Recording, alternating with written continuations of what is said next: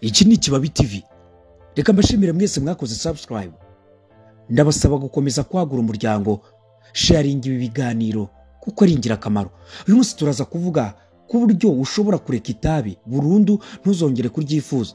Ndaguha inama zirindwi. Kureka itabi ni imwe mu ntego abantu benshi barinywa baba bafite kubera ibibi byaryo bitandukanye. Yewe bigera naho kwipaka itabi bigomba kuba byanditseho ko itabi ryica. Kunywa itabi bigira ingaruka zitandukanye ku buzima, yaba mu gutera indwara zitandukanye z'imbere mu mubiri, kwangiza ibihaha, guhumura nabi, kutaryoherwa n'ibiryo ndetse no guhora nta kabaraga ufite. Benshi bifuza kubireka gusa bakabura imbaraga kuko usanga barabaye imbata y'itabi. Uyu munsi ngiye kukubwira bimwe mu byo ushobora gukora bikagufasha kureka itabi vuba. Nubwo iminsi ya mbere izakugora, gusa nyuma y'igihe gito uzaba utagishaka itabi nukurikiza ibi bikurikira. Icya mbere ni ukunywesha amazi akonje umuheha no kurya ibiryo bike. Kunywesha umuheha amazi akonje bisa nk'ibisimbuye gukurura umwotsi w'itabi. Ubwonko bubifata kimwe, bityo bugasohora umusemburo witwa dopamine utuma wumva wishimye. Uyu musemburo kandi ukora akazi ko gukuramo intekerezo mbi n'ibihe bibi bituma wumva ushatse itabi. Kurya ibiryo bike icyo bifasha nuko bigabanya ubushake bwo kunywa itabi. Icya kabiri, irinda inzoga. Inzoga nicyo kintu cya mbere gituma abantu benshi bibuka kunywa itabi, kabone nubwo baba batabikunda mu buzima busanzwe. Ibiterwa n'iki? Ubusanzwe inzoga zikuraho kwifata kose wari ufite mu buzima busanzwe. Niba wari ufite gahunda yo kureka itabi, zigahita zibyangiza. Icya gatatu, zirikana koza amenyo kenshi gashoboka. Bumwe mu buryo bwagufasha kureka itabi vuba ni ukoza amenyo kenshi kandi buri gihe. Iyo mu kanwa hahumura neza ndetse wumva haryoshye bituma itabi ribiha. Koza amenyo kenshi gashoboka byagufasha, bityo mu gihe wumvise ushaka itabi ukanga gutakaza iyo mpumuro n'ubwo buryohe. Icya kane, buri munsi haranira gukora imyitozo ngororamubiri. Imyitozo ifasha mu kurangaza no kwibagiza ibintu byose byakugize imbata, harimo n'itabi. Iyo umubiri wawe uwukoresha cyane, ubwonko bwohereza mu mubiri imisemburo itandukanye ituma wumva umerewe neza ndetse uruhutse, bityo bikagabanya stress. Niba ushaka kureka itabi, tangirira ku myitozo yoroshye cyane nko kugenda n'amaguru. Nuramuka ubishoboye uzahitemo n'izindi siporo washobora gukora. Icyo ugomba kwitaho cyane ni ukubikora buri munsi, cyane mu minsi ya mbere ukireka itabi. Icya gatanu, shaka uburyo ujya ahantu hatuma utibuka kunywa itabi. Niba ufite inshuti mukunda gusangira itabi, irinde izo nzira. Wirinde cyane kuba aho bari, ahubwo igihe cyose ushatse kunywa itabi uharanire kujya ahantu bitakorohera kurinywa, yaba mu nshuti zitanywa itabi, mu rusengero, mu ruhame cyangwa ahandi hose batazakorohera kunywa itabi. Uko uzagenda uba ahantu batakorohera kunywa itabi, niko kurishaka bigenda bigabanuka. Icya gatandatu, shaka ikintu wajya ushyira mu kanwa. Ku bantu bamwe na bamwe banywa itabi bigamije gushaka icyo bashyira mu kanwa. Mu mwanya w'itabi ushobora kurisimbuza bombo zo ku gati. Ikindi washyira mu kanwa gisimbura itabi harimo n'amatabi ariko atabamo nikotine, acuruzwa muri farumasi, afasha mu kureka itabi. Icy'ingenzi ugomba kwitaho mu minsi ya mbere ni ukuba buri gihe ufite ikintu gisimbura itabi mu kanwa kawe. Icya karindwi, irinda ibihe n'ibintu byose bituma utekereza nabi cyangwa se utekereza itabi. Akenshi kumererwa nabi no kugira intekerezo mbi nko kugira stress, gutongana, umujinya, ikimwaro, ubwoba ni zimwe mu mpamvu bamwe bahita bashaka itabi. Ibihe bibi bigirwa kandi bigera kuri buri wese. Niba unywa itabi ntukwiye kumva ko ari wowe wenyine. Niba nyuma y'ibi bihe byose wumvise urishatse, shaka ibindi uhugiraho bikurangaza, kuko kuba wavugisha inshuti zawe cyangwa ukajya aho ziri byagufasha kwibagirwa itabi cyangwa ikindi icyo ari cyo cyose kigushimishije ku buryo kurishaka bishira. Icy'ingenzi utagomba kwibagirwa niba ushaka kureka itabi, ugomba gusaba uwo mubana, inshuti mwirirwana akenshi cyangwa undi wese wizeye wagufasha. Ariko nanone akaba ashoboye kubona waretse itabi byarushaho kugufasha no kugutera ingabo mu bitugu. buri wese ukwifuriza kureka itabi uzi ko akwitayeho azagufasha kuba wahangana no kuba imbata yaryo, bityo urugendo rwo kurireka rukorohere. Kureka itabi ntabwo biba byoroshye mu gihe utangiye urugendo, ruba rugoye. Nubwo wenda ushobora kwihangana ibyumweru 2 bikakunanira, gutsindwa inshuro imwe ntibivuze ko utsinzwe burundu. Ushobora gukomeza kugerageza kugeza igihe uzashobora kureka itabi burundu, maze ukabaho ubuzima buzira nikotine no kwangiza ibihaha byawe. Nyamara abenshi bazumva iki kiganiro bagisimbuke, ariko birakureba.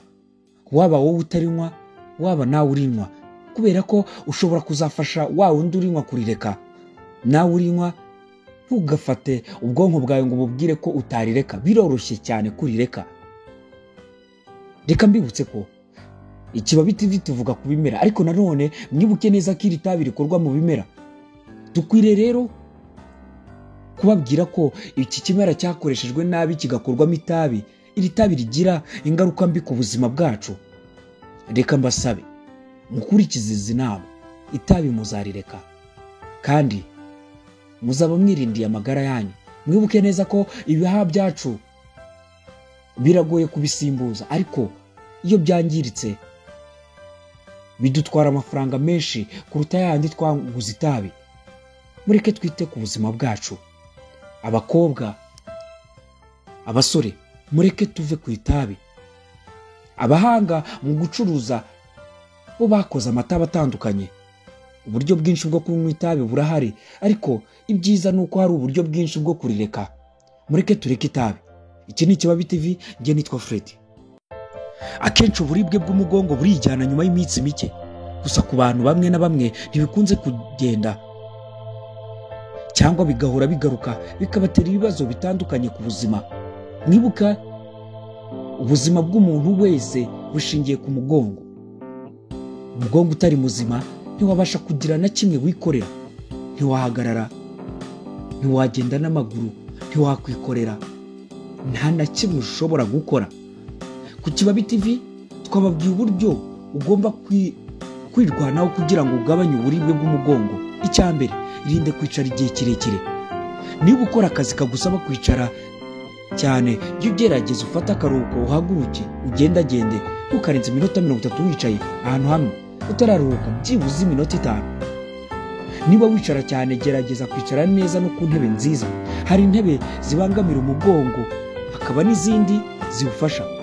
Haranira kwicara ku ntebe nziza zidatuma umugongo wawe uhetama. Ugomba kwicara urambuye neza, ibirenge biri hasi neza. Ikindi, gerageza guhagarara neza wemye. Guhagarara uhetamye cyangwa wunamye igihe kirekire byangiza umugongo cyane. Niba ugiye guterura ibintu biremereye, wikunama, ahubwo hina amavi wegere hasi ubundi ubone kubiterura. Ambara inkweto zidafite taro ndende.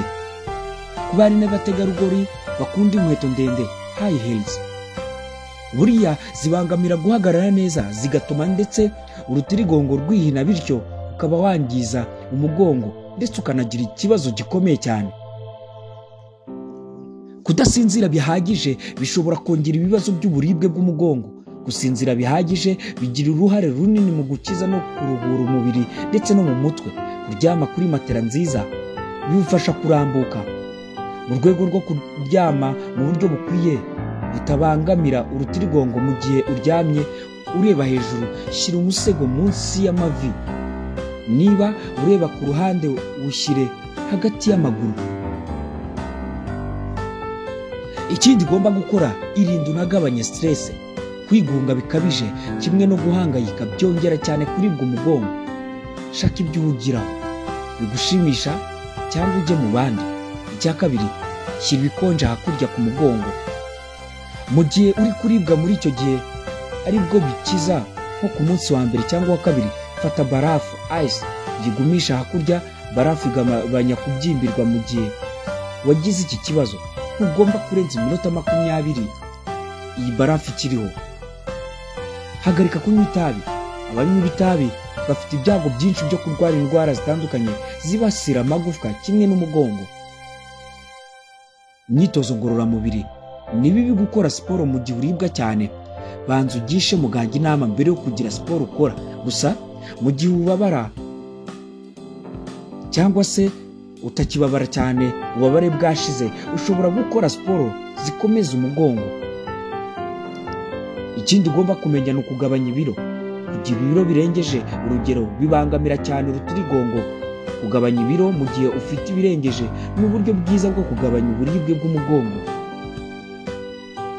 Urebye nta buryo bumwe bubaho bwo gukuraho ububabare mu gihe uribwa cyane. Wagerageza gukoresha bumwe cyangwa uburyo butandukanye ukareba ubukora neza. Ni ngombwa kugana kwa muganga mu gihe ububabare bw'umugongo wumva bwakomeye cyane kandi bumaze amasaha arenga 72, ni ukuvuga iminsi 3. Bitewe n'uburyo urwaye, nyuma y'ibizamini muganga akugenera imiti cyangwa ubundi buryo ugomba kuvurwamo.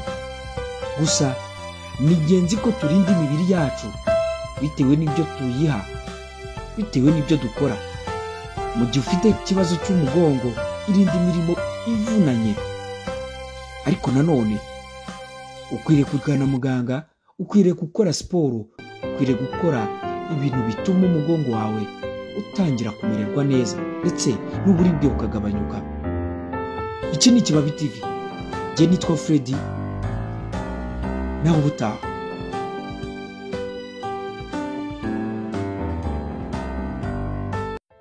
Iterambere akenshi rituzanira ibyiza, ariko nanone rituzanira n'ibibi. Umubyeyi aratwita, akabyara. Nyuma yo kubyara aba akwiriye konsa. Ku Kibabi TV turaza kubabwira akamaro ko konsa, icyo bimarira umwana n'akamaro bifitiye umubyeyi. Uyu munsi nta babyeyi bacyonsa, bisa nkaho bigenda bicika. Ya minsi 1000 nticyubahirizwa kubera impamvu zitandukanye.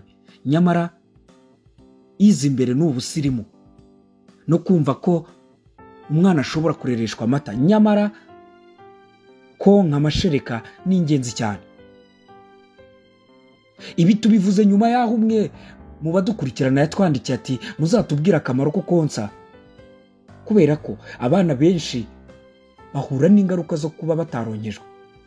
Konsa bifite icyo bimarira umwana iyo amaze kuvuka, dore ko kugeza byibura ku mezi 6 umwana avutse, ibere riba ari byo kurya bye, aho atungwa n'amashereka gusa. Icyakora yarengeje ayo mezi aba akeneye imfashabere kugira ngo akomeze akure neza, haba mu gihagararo no mu bwenge. Nyamara konsa burya si umwana wenyine bigirira akamaro, kuko na nyina umubyara bifite icyo bimumarira. Nk'uko muri iyi nkuru tugiye kubirebera hamwe, tugiye kuvuga ku kamaro ko konsa n'akamaro bifitiye umubyeyi. Icyambere nuko bifasha mu kurekura imisemburo myiza. Ababyeyi benshi iyo bari konsa bumva bafite ibinezaneza ndetse bakumva buzuye kandi bakomeye. Ibi kuba bibaho ntibyiza, ahubwo biterwa nuko haba hari imisemburo iba yiyongereye, ariyo prolactine. Uyu witwa umusemburo w'amashereka. Nyamara sibyo ukora gusa kuko utuma umubyeyi yumva aruhutse, nuko ibitekerezo bye akabyerekeza ku mwana gusa ako kanya. Oxytocin, uyu witwa umusemburo w'urukundo, wongera urukundo hagati y'umwana na nyina ndetse ukanatuma bumva bahorana. Ibi bishobora kuba ari byo bituma umubyeyi wabashije konsa umwana wa mbere n'abakurikiyeho bose akomeza kubonsa, ndetse akaba yakongera igihe abamaze kwibera. Gutwika ibinure, akenshi iyo umugore atwite yiyongera ibiro, aho bamwe bashobora no kwiyongeraho ibiro bigeze kuri 20. Konsa rero bitwika za calories nyinshi kandi zinyuranye, nuko bya binure by'inyongera bikagabanyuka bigashiraho. Icya gatatu ni ugukira vuba. Iyo umugore abyara ashobora kongerwa cyangwa umwana akamwiyongerera asohoka. Si ibyo gusa, kuko n'umura uba warongereye ubunini. Iyo yonsa bituma amaraso yavaga akama vuba ndetse n'umura ugasubira uko wahoze vuba. Ibi byose biterwa na wa musemburo wa oxytocin. Icya kane, birinda indwara. Ubushakashatsi bugaragaza ko abagore bonsa abana babo bibagabanyiriza ibyago byo kuba barwara kanseri y'amabere kimwe na kanseri y'umura. Si ibyo gusa, kuko binarinda diabete yo mu bwoko bwa 2 iterwa n'isukari. rubagimpande n'indwara zinyuranye z'umutima. Birinda gusama, konsa inshuro nyinshi ku munsi kandi ukabikora igihe kirekire bituma utinda gukurira umwana, kujya mu mihango nyuma yo kubyara. Ibi rero bikaba bifasha mu kuboneza urubyaro, dore ko iyo utarakurira umwana uba utasama. Icya gatandatu ni ukuzuza inshingano za kibyeyi. Akenshi uretse mu gihe nta yandi mahitamo ahari, nta cyiza ku mubyeyi nko kwiyonkereza umwana we, kuko niyo nshingano ya mbere ku mubyeyi w'umugore. Konsa byongera ubusabane hagati y'umwana na nyina, ndetse hari ibyiyumviro runaka biza hagati yabo, ariho usanga umwana abona nyina akamutandukanya n'abandi, kabone niyo yaba akiri uruhinja ruto cyane, ndetse bizakongerera ishema mu muryango, binatuma wumva agaciro ko kuba umubyeyi. Ntitwasoza tutavuze ko konsa nta kindi kiguzi bisaba, kuko amashereka ntagurwa, nyamara kugura Gigozi na Zanani bisaba amafaranga atari make. Akenshi ntibinorohera bamwe kuba bayabona. Ibi byose byongerera umutwaro umuryango. Niyo mpamvu mu gihe nta kindi kibazo gituma utonsa uwo wabyaye, nta gikwiye gusimbura amashereka. Icyo ugomba gukora ni ukurya neza nk'umubyeyi, ukonsa umwana mu minsi 1000, nyuma ukamuha ifashabere. Reka nsoreze aha ngaha iki kiganiro cy'uyu munsi. Gusa reka mwibutse ko iki ari Ikibabi TV. Mwadukurikirana kuri Facebook, twitwa Ikibabi TV. TikTok twitwa Ikibabi TV. Mureke twakura umuryango wacu. Subscribe ni ingenzi kuko uraba uduteye inkungi ikomeye cyane. Reka mwibutse ko nitwa Freddy. Ushaka kwamamaza wahamagara kuri 078 49 4 20 tukakwamamariza bisa n'ubuntu. Ushaka imipira y'Ikibabi TV waduhamagara kuri iyo nimero navuze haruguru. Ndabakunda cyane.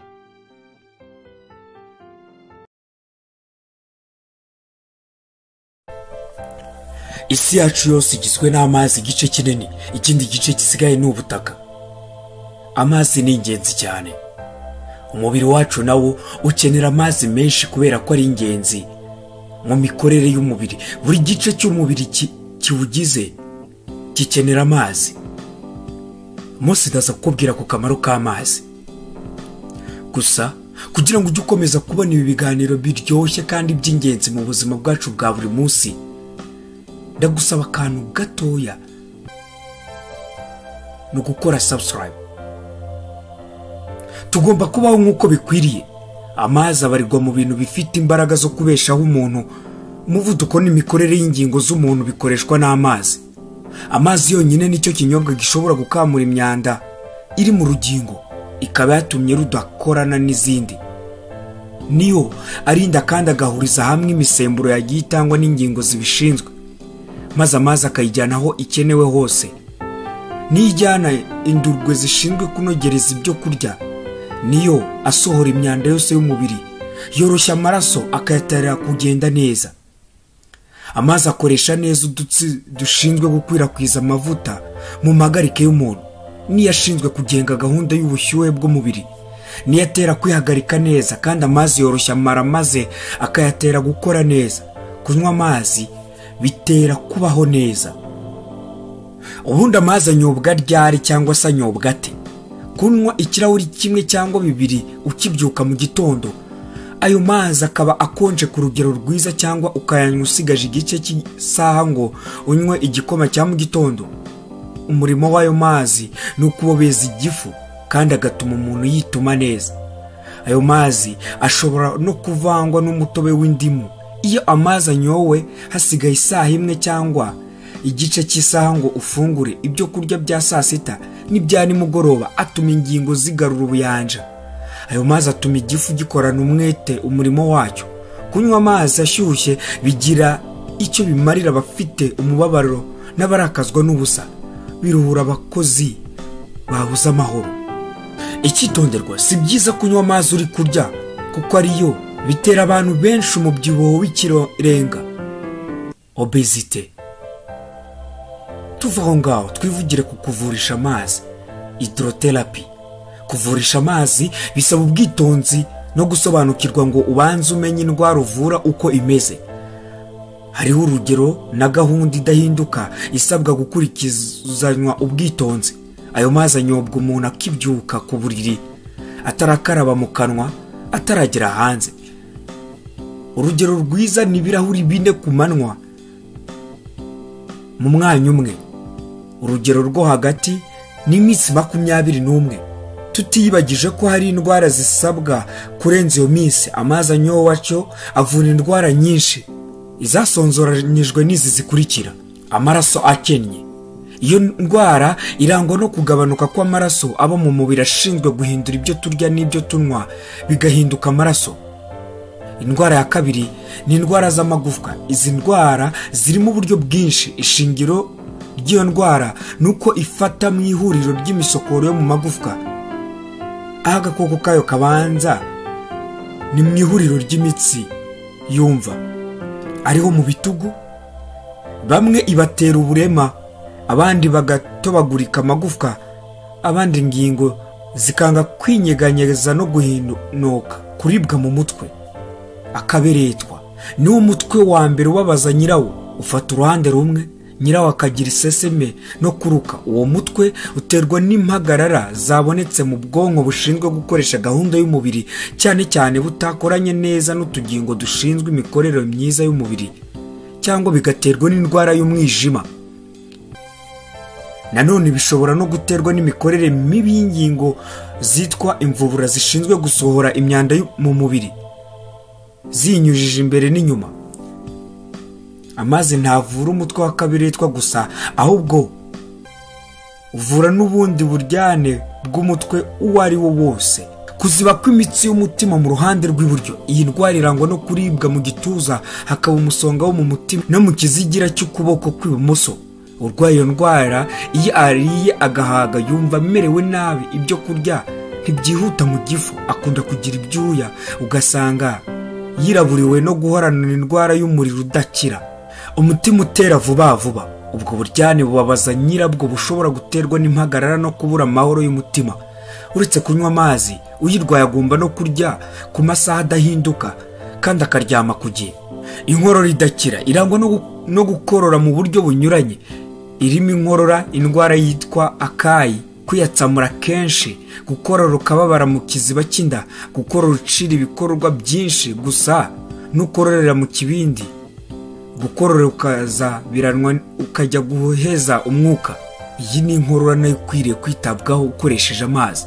Igituntu ni indwara irangwa n'ibi bikurikira: inkorora y'urudaca, cyane cyane mu gitondo habayeho guhinduranya akarere, ibikororwa bikaba byinshi bigiye kuba icyatsi kibisi binuka, gukorora amaraso, umuriro mwinshi bigeze mu gicuku hagati, guhinda umushyitsi kenshi kandi cyane, ibyuya byinshi no konda cyane mu buryo bwihuse, intege nke buri munsi, guhinduka ukundi, uruhu rwo mu maso no mu ntoki rukiraburirwa.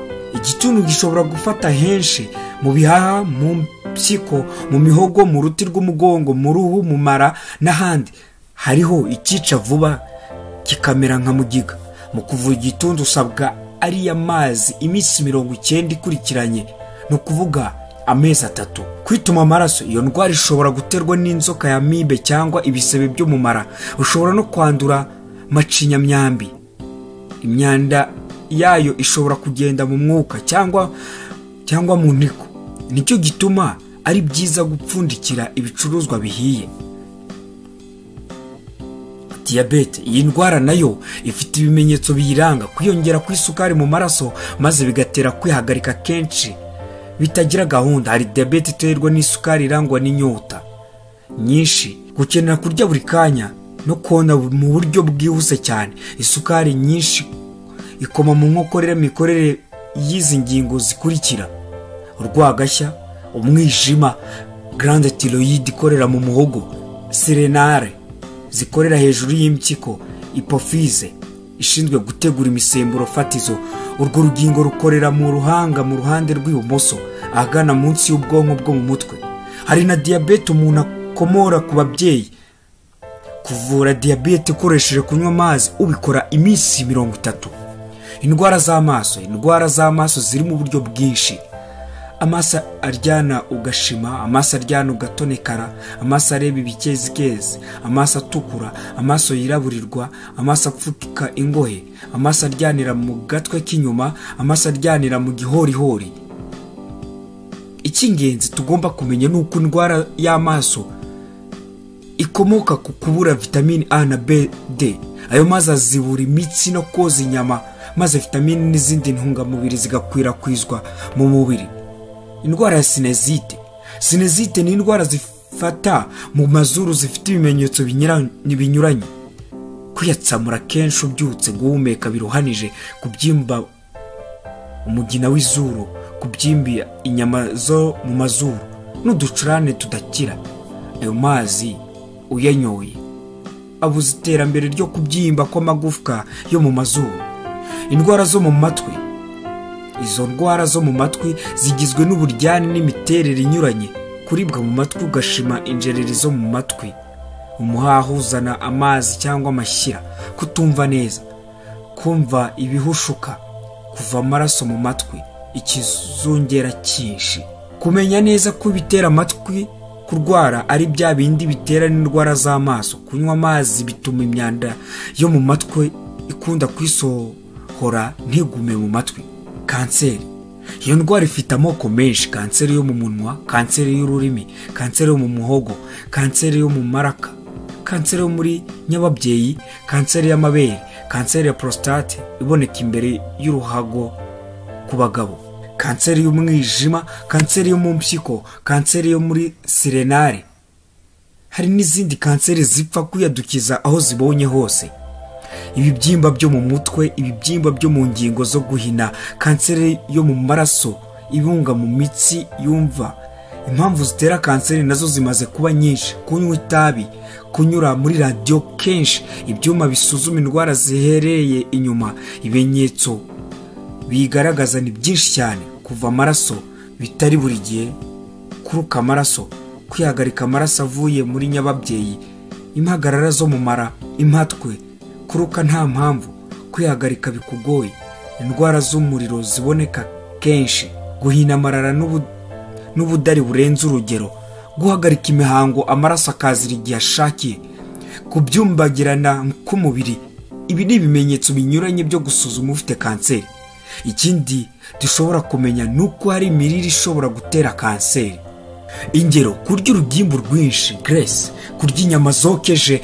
Abamenyi basobanuye ko ikiro kimwe cy'inyama zokeje bimeze nko kunywa amasigareti 600 y'itabi, bitewe no kotswa mu mavuta nazo ziyasanganywe umuriro mwinshi, amavuta menshi n'izo nyama bihuriye hamwe bikabyara impamvu zitera kanseri. Cyane cyane nko mu nyama zokeje harimo mikorobe zitwa benzopyrene na methylcolantrene. Izo mikorobe zombi iyo zihora mu mara kandi zigatindamo, kanseri iba ibonye umudendezo. Kugabanya urugimbu muri kino gihe, grace satire, nibwo buryo bwiza bwo gukingira kanseri. Amazi avura kanseri uyakoresheje amezi 6. Muri make, ako kari akamaro k'amazi mu birebana n'indwara zimwe na zimwe. Igikwiriye nuko twibuka ko amazi ari ikinyobwa twatoranyirijwe n'Imana. Icy'ingenzi ni ukuyakoresha kuri gahunda iboneye. Ikindi, si byiza gutegereza ko indwara ziza ngo tubone kuyanywa, ahubwo tugomba kuyanywa kuko tuzi ko afitiye akamaro abantu bose. Reka nkubwire ibimenyetso biranga ko umwana abuze amazi mu mubiri. Akunda guta ibiro, akaba agahwahwari, perte de poids, kubura igikuriro no kumira, umubyibuho w'indengakamere, arakara ubusa no kwivumbura kenshi. Umwana akunda kurira ubusa. Ibimenyetso biranga ko umuntu ukuze abuze amazi mu mubiri: ingingo zinyuranye zihagarika umurimo wazo, byagera mu mara akarangwa n'impatwe, impyiko zikora nabi kandi ntizisohoza umurimo wazo neza, kwipfundika kw'amaraso no kuziba kw'imitsi imwe n'imwe yo mu mubiri, kuribwa n'umutwe wa buri gihe.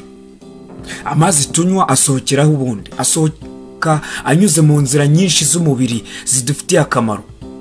Mu kwihagarika, abasohoye imyanda cyane mu mpyiko no mu muhogo.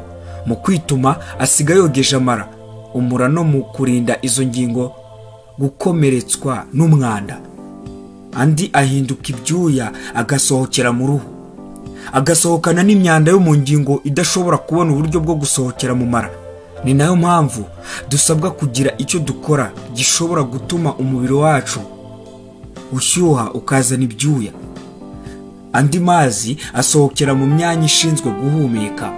Uko duhumeka niko amazi asohoka.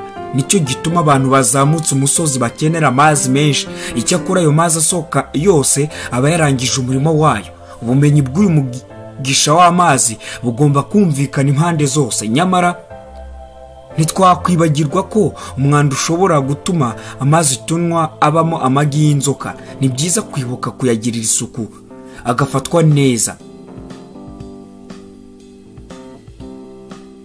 Hari igitabo cyanditswe n'umudamu w'ikimenyana bose witwa Ellen G. White kuri page ya 64 aragira ati, gukiranuka kuzajya imbere ye. Mbega imigisha myinshi abinjira mu muriro wo gukiriza abandi Kristo bafite. Ntabwo umwuka wera azabahana, nta nubwo azigera ava mu murimo w'ubuvuzi n'ubutumwa bwiza. Ntabwo bishobora gutandukana. Ellen White yavuze ko kuvura tugomba kwifashisha amazi, n'abatarwaye nabo bakayakoresha buri gihe nk'ikinyobwa gikwiriye gukoreshwa tutakinywa gusa, ahubwo dukwiriye kugikoresha mu kwivura. Ubwiza bw'amazi ntiwabuvuga ngo uburangize. Amazi yihariye 1/2 cy'ubuzima, kuko 65% by'uburemere bw'umubiri w'umuntu ni amazi.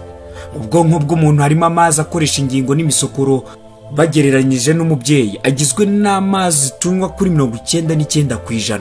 Ayo mazi abaye make ushobora kuganzwa n'indwara zikurikira: mugiga, igituntu, gripe, uburema bw'uruhande rumwe paralysis, indwara yo mu muhogo yitwa gapfura, malaria y'ikirenga. Ushobora gufatwa n'indwara zikomoka kuri bombe. Iyi bombe bavuga ni imyanda myinshi biri mu mubiri. Amazi akorera mu nyubako z'ubwonko zifite ibara ry'urwirungu kuri 83%. Amazi akorera mu myanya z'umuntu imihore kuri 76%.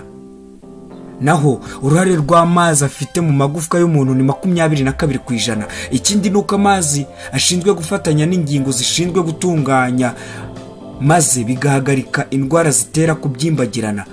Mu kubuza izo ndwara amazi afitemo uruhare rwa 96%.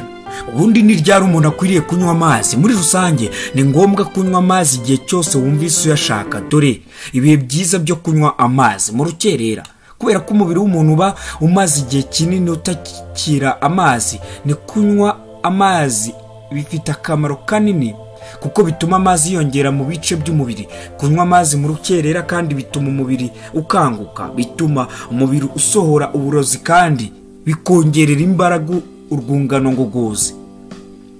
Icya kabiri, kugira ngo ubone umusaruro uhagije ni byiza kunywa amazi byibuze agera kuri litiro 1, ni ukuvuga ibirahuri 4 ukibyuka. Gusa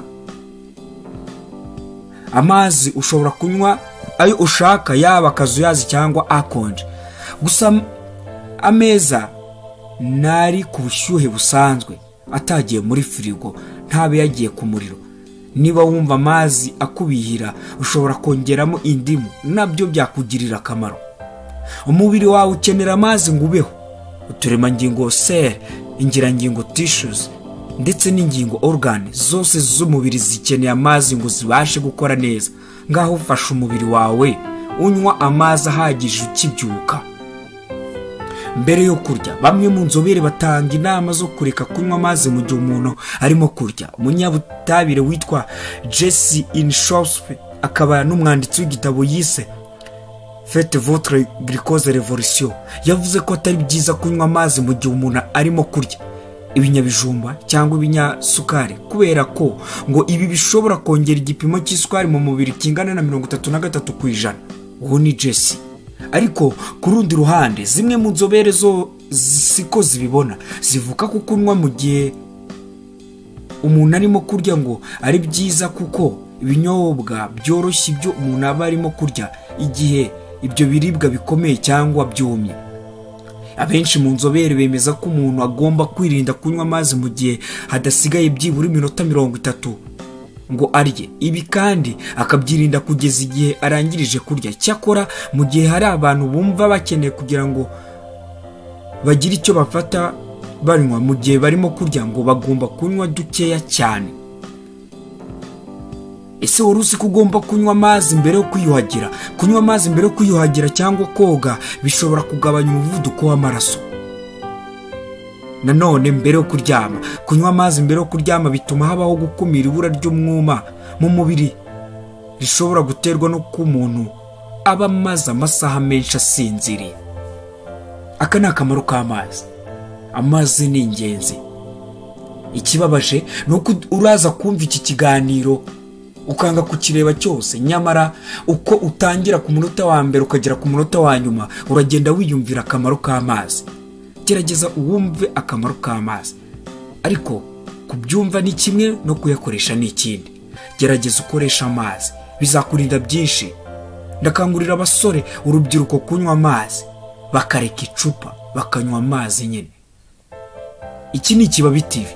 Wowe wakoze subscribe ndagushimira. Nawe utarayikora, njyewe ntabwo nkubwira ibintu bibi, ahubwo nkubwira uburyo twakwitungira amagara yacu. Kanda subscribe. N'umunota umwe gusa ugakora subscribe, nta kindi bisaba, no gukanda kuri ako kantu k'umutuku. Amahoro kuri mwese. Ubusanzwe twivugira ibimera. Ibimera byakunze gukoreshwa n'abakurambere kuva kera ndetse na n'ubu. Akenshi bikoreshwa mu kuvura indwara zitandukanye nk'uko abahanga bagenda babigaragaza mu bushakashatsi bwabo. Uyu munsi ndaza kubabwira ku kimera cyitwa ibinyomoro. Nitwa Freddy, iyi ni YouTube channel yitwa Ikibabi TV. Kora share na subscribe. Urubu duteye inkungi ikomeye. Ibinyomoro byatangiye guhingirwa muri Amerika y'Amajyepfo. Siho byera gusa cyane, kuko no mu Rwanda, Afrika y'Epfo, Australia, New Zealand iza ku mwanya wa mbere. Ibi ni bimwe mu bihugu byeramo cyane ibinyomoro. Biri mu moko atatu. Hari bitukura, ibi nibyo bizwi cyane mu gace duherereyemo, by'umuhondo ndetse n'ibifite ibara rya zahabu. Ku rubuga www.lifepersona.com bavuga ko ibinyomoro bigira akamaro gakomeye ku buzima bw'umuntu birya. Mu byiza by'ibinyomoro bivugwa kuri urwo rubuga harimo kuba ari urubuto rwigiramo ibyitwa antioxidants nyinshi nka vitamine C, B-carotene, anthocyanin na vitamine E. Ubushakashatsi butandukanye harimo bwakozwe na kaminuza yitwa Chalmers University of Technology yitwa Gothenburg bwagaragaje ko ibinyomoro byifitemo ubushobozi bwo kurwanya ibintu byitwa free radical bishobora kuba intandaro yo kurwara kanseri zitandukanye. Ibinyomoro byongera vitamine A ndetse na vitamine B6, iyo ikabigira akamaro mu gufasha abakobwa cyangwa abagore bababara mu gihe cy'imihango. Ikaringaniza urugero rw'isukari mu maraso ku bagore batwite, ikanarinda ko habaho utuntu dusa n'utubuye tujya mu mpyiko zikananirwa gukora neza. Ibinyomoro kandi byongera ubutare bwa feri mu mubiri, bigatuma umuntu abona amaraso ahagije, kuko kuyabura bituma umuntu agira ikibazo cya anemia ijyana no gucika intege kw'imikaya ndetse no guhorana umunaniro. Ibinyomoro kandi bikize no ku butare bwa magnesium bugira uruhare mu buzima bwiza bw'ubwonko n'umutima. Ikarinda umuvuduko w'amaraso ukabije, ikarinda n'amaraso kwipfundika. Ikindi kandi nuko iyi magnesium byifitemo byongera ubudahangarwa bw'umubiri, ikanakomeza amenyo n'amagufwa. Ibinyomoro kandi byigiramo ubutare bwa zinc na potassium, ikabigira akamaro mu kugenzura urugero rw'amazi mu maraso. Ku rubuga sante.tucoma.com bavuga ko mu byiza by'ingenzi by'ibinyomoro harimo kuba bigabanya ibinure bibi mu mubiri, cholesterol, kubera ko byifitemo ibyitwa fibre, bigatuma ibyo binure bibi bisohoka mu mwanda mu gihe umuntu yituma. Kugira ngo umuntu abone ibyiza bituruka ku binyomoro, nuko yakirya ku mafunguro ya mu gitondo kugira ngo gikore umunsi wose, ariko ngo n'ingirakamaro n'igihe cyose umuntu yakirira. Kuba ibinyomoro bikungahaye kuri vitamine A, vitamine C, calcium, fer, phosphore bituma ari urubuto rwiza ku bantu bagira ikibazo cyo kubura amaraso ahagije. Vitamine A iboneka mu binyomoro kandi ifasha umuntu kubona neza, akagira uruhu rwiza, akagira n'imisatsi myiza. Ibinyomoro bikize kuri fibre zituma umuntu yituma neza, zikamurinda impatwe. Ibinyomoro kandi ngo ni urubuto rwiza ku bantu bakunda kugira ikibazo cy'igogora ry'ibiryo rigenda gahoro cyane. Ibinyomoro kandi ngo ni urubuto rwiza ku bantu barwaye diabete kuko rwigiramo isukari nkeya. Ibinyomoro kandi byigiramo ibyitwa calories nkeya cyane, ku buryo ngo ari urubuto rwiza ku bantu bifuza gutakaza ibiro. Abantu benshi bazi ko ibinyomoro ari imbuto z'abana, ariko bigira akamaro ku buzima bwa buri munsi, ariko ku ngero zose z'abantu ni ingirakamaro, kandi bishobora no guhingwa mu zindi ndabo cyangwa abandi bitafata umwanya munini. Wibuke ko ibinyomoro birwanya indwara z'umutima. Ibinyomoro bikungahaye kuri potassium cyane. Potassium izwiho kugabanya ibibazo bishobora guterwa n'umunyu mwinshi sodium, harimo gufasha umutima gutera neza no kugabanya umuvuduko w'amaraso ndetse no kuringaniza amatembabuzi aba mu turemangingo. Bituma ibinyomoro biba imbuto z'ingenzi mu kurwanya indwara zimwe na zimwe z'umutima. Bifasha kureba neza. Vitamini B zitandukanye zirimo ku rugero harimo BE, BD, B6. Izi vitamine zose zifasha mu mikorere y'umubiri, kubona neza, mu kugira imbaraga mu mubiri ndetse no gukorwa kw'imisemburo itandukanye, kurwanya kanseri. Ibinyomoro cyane bitukura bibamo ibyitwa antioxidantine bizwiho kurinda indwara nyinshi zitandukanye cyane cyane za kanseri. Kubera izi mbuto zikize kuri vitamine A, zirakenewe cyane mu gufasha kubona neza kw'amaso, kugabanya isukari mu maraso. Bimwe mu binyabutabire bigize ikinyomoro, polyphenolic, flavonol na anthocyanidine, bigaragara cyane mu gice cyegereye inyuma. Ubushakashatsi bwerekana ko zifasha mu kurwanya indwara zitandukanye. Bwerekana kandi ko ibinyomoro bikize kuri acide igira uruhare mu kurwanya diabete yitwa chlorogenic acid, ikabifasha mu kugabanya isukari mu maraso ku barwayi ba diabete yo mu bwoko bwa kabiri. Ibinyomoro bifasha mu guta ibiro, bifasha mu kugabanya ibiro. Ubundi bikora bite? Ushobora kubikoresha nka salade, ukabijya byonyine cyangwa ugakora umutobe wabyo. Kubera acide igaragara muri izi mbuto, bifasha mu gutwika ibinure mu mubiri. Ubifatanyije no gukora imyitozo, wagabanya ibiro byinshi mu gihe gito. Umutobe w'ibinyomoro ushobora kandi gufasha mu gusukura umubiri cyane no kubuza kwinjira mu mubiri kw'amavuta mabi. Aka ni akamaro k'ibinyomoro. Reka ngushimire wowe wakoze subscribe ku Kibabi TV ndetse nawe wakoze share. Aya ni amateka y'ibimera ndetse n'akamaro kabyo ku Kibabi TV. Ese kubera icyo udafata isegonda rimwe ugakora subscribe, tugakomeza tukagira umuryango munini w'Ikibabi TV? Ndabakunda, nyita Fred. Nkuko mumaze kubimenyera ku Kibabi TV twivugira ibimera, munsi ndaza kubabwira ku gihaza. Ibihaza ni igihingwa cyavukiye muri Amerika y'Amajyepfo, cyane cyane mu gihugu cya Mexique no muri Amerika ya ruguru. Mu mateka y'ibihaza byakoreshwaga cyane n'abaturage ba mbere mu karere ka Amerika nk'ibiribwa by'ingenzi. Ibi bihingwa byatangiriye mu mibereho ya kera cyane, kandi bikaba byari bifite akamaro gakomeye mu mirire n'imiti y'imiryango ya mbere. Ibihaza byatangiye gukwirakwira mu bindi bice by'isi nyuma y'uko abakoloni baje ku mugabane wa Amerika. Abakoloni baje mu bihugu nka Espagne, Ubufaransa n'Ubwongereza, basangije abaturage bo muri ibyo bihugu ibihaza. Nubwo ibihaza bitari byarabonekaga mu bindi bice by'isi, byaje gukundwa cyane mu bihugu byateye imbere kubera uburyo byoroshye kubihinga, kandi byashoboye gufasha mu kurwanya imirire mibi no gukemura ikibazo cy'uruhu rw'ibiribwa. Igihaza ni ikiribwa kiryoha cyane, gifite imibare myinshi itandukanye nk'uko turaza kubibona. Reka nkwibutse wowe udukurikirana, kwire gukora subscribe tukagura umuryango mugari w'Ikibabi TV. Ibihaza ni ibiribwa byuzuye intungamubiri dukenera mu buzima, kandi biboneka henshi kuko hari naho byiyeza mu mirima ndetse no mu bisambu bitandukanye. Bikaba bimwe mu bihingwa bishobora gutuma umwijima, impyiko, amagufwa, amaso n'uruhu bikora neza. Ibihaza biba mu moko menshi atandukanye, kandi nabyo biri mu bwoko bw'imboga. Zimwe mu ntungamubiri dusanga mu bihaza harimo vitamine A, B, C, D, E. Ikindi wamenye nuko mu bihaza habamo amazi angana na 95%, isukari ingana na 3.5%, imisemburo itera kwituma neza ingana na 2%, ibivumbikisho by'umubiri bingana na 15%, inyubakamubiri zingana na 0.8%, amavuta aba mu gihaza angana na 0.1%, imyunyungugu itandukanye nka sodium, potassium, manganese, silica ikenewe n'amagufwa, imitsi n'ingingo ngo bikore neza. Ibi byose tubisanga mu gihaza. Lignans, ubushakashatsi bwakozwe ku gihaza bwagaragaje ko mu gihaza harimo izindi ntungamubiri zitwa lignans zifite ubushobozi bwo kugabanya ibyago byo kurwara indwara z'umutima, kanseri ya nyababyeyi, y'udusabo tw'intangangore ndetse na kanseri y'amabyariro. Ese ubundi iyo uriye ibihaza bigufasha iki? Icya mbere ugomba kumenya nuko byongera ubudahangarwa. Ni isoko nziza ya vitamini C, magnesium ndetse n'ibindi bifasha gusukura umubiri.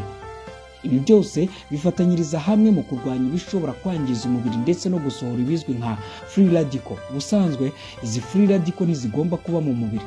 Mu gihe zirimo zishobora gutera indwara za kanseri, indwara z'umutima ndetse no gusaza imburagihe. Kurya ibihaza bifasha kongera ubudahangarwa, bityo umubiri ukikiza uburozi butandukanye. Icya kabiri ugomba kumenya, bifasha mu kurwanya diyabete. Ibihaza bikize cyane kuri vitamine B zitandukanye, fibre z'ingenzi mu mubiri ndetse n'ubwoko bw'ibinyamasukari buzwi nka pectin. Pectin akenshi yifashishwa mu kuringaniza isukari mu maraso no gutuma umusemburo wa insulin n'isukari yo mu maraso byose biba ku rugero rukwiriye mu maraso. Ku bantu barwaye diyabete, ibihaza ni ibyo kurya by'ingenzi cyane kuko bifasha isukari yo mu maraso guhora ku rugero rukwiriye. Icya gatatu ugomba kumenya nuko biringaniza umuvuduko w'amaraso. Magnesium na potassium ziboneka mu bihaza zitabazwa mu kurwanya indwara z'umutima no kurinda udutsi duto dutwara amaraso ku mutima. Potassium yongera ubunini bw'udutsi duto dutwara amaraso ndetse n'imijyana, bityo amaraso agatembera gahoro, umutima ugatera neza. Fibre zirimo na pectin zifasha mu gukwirakwiza amavuta mabi iba yarafashe mu dutsi duto, bityo bikarinda indwara ya stroke ndetse no guhagarara k'umutima. Icya kane ugomba kumenya nuko bifasha mu kurinda infection zitandukanye.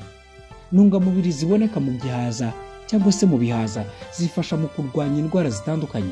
Nyinshi muri izi ntungamubiri ziboneka cyane mu mbuto z'ibihaza. Ni byiza kuzirya cyangwa kuzihekenya kuko zifite ubushobozi bwo kurwanya microbe, parasite ndetse n'imiyege.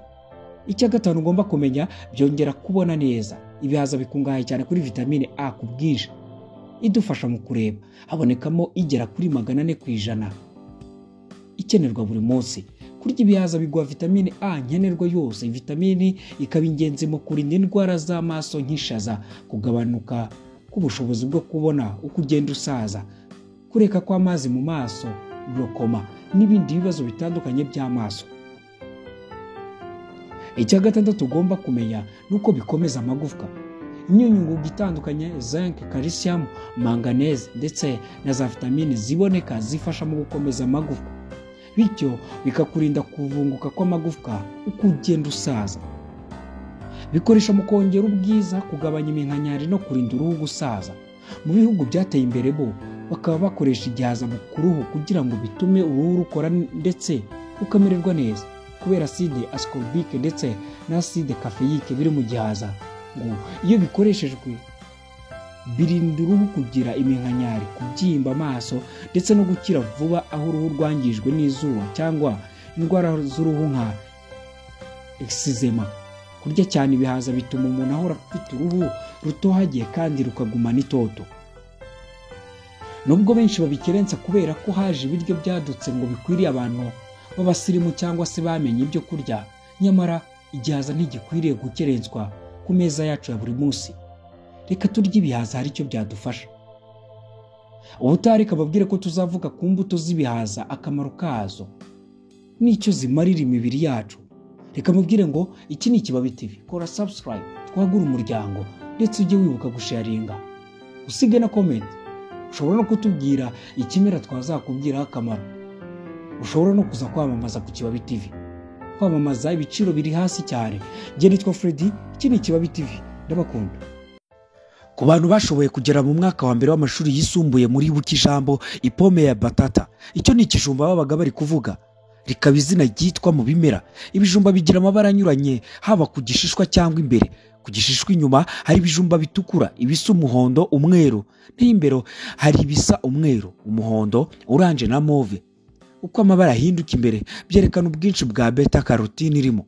bivuze ko ibisa na oranje cyangwa move biba biyifite ku bwinshi kuruta ibisa umweru. Gusa uretse kuba ibara ryerekana ubwinshi bwa beta carotene irimo, ubusanzwe intungamubiri zirimo ni zimwe. Reka nkubwire intungamubiri dusanga mu bijumba mbere yuko tujya ku kamaro k'ibijumba. Iya mbere ni folate, igira 3% mu kijumba.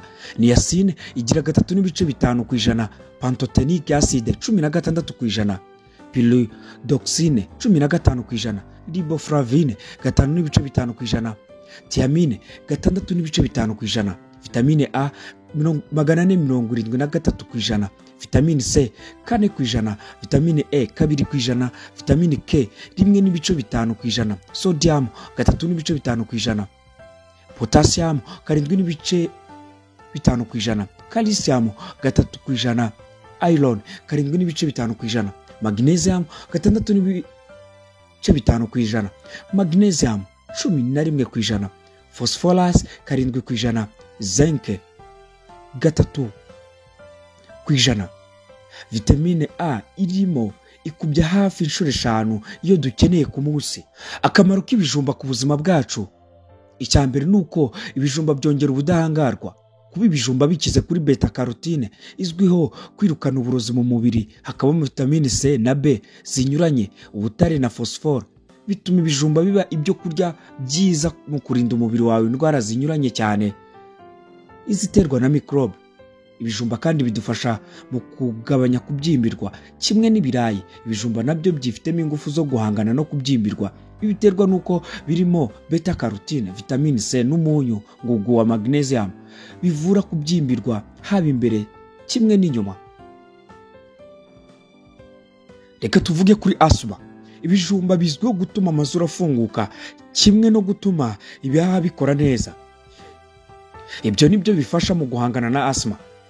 Ikindi bifasha muri bronchite. Ubwinshi bwa vitamine C, ubutare n'indi myunyu ngugu biri mu bituma iyi ndwara yakira. Ibijumba bituma umubiri wongera ubushyuhe, bityo bigatuma umwuka mwiza winjira. Ingaruka nziza rero ni ugutuma bronchite yoroha. Ikindi nuko ibijumba bidufasha mu kurwanya kuribwa mu ngingo. Tunabyita rubaga impande. Beta carotene, magnesium, zinc na vitamine B zinyuranye bigira akamaro bifatanyije mu guhangana no kuribwa mu ngingo kimwe no guhururwa mu mitsi. Unashatse wasiga amazi wabitetsemo mu ngingo ahakurya, uburibwe bukagenda nka nyombere. Ikindi bijumba bidufasha mu igogorwa. Kuba mu bijumba harimo fibre iyo zifatanyije na magnesium bituma igogorwa rigenda neza.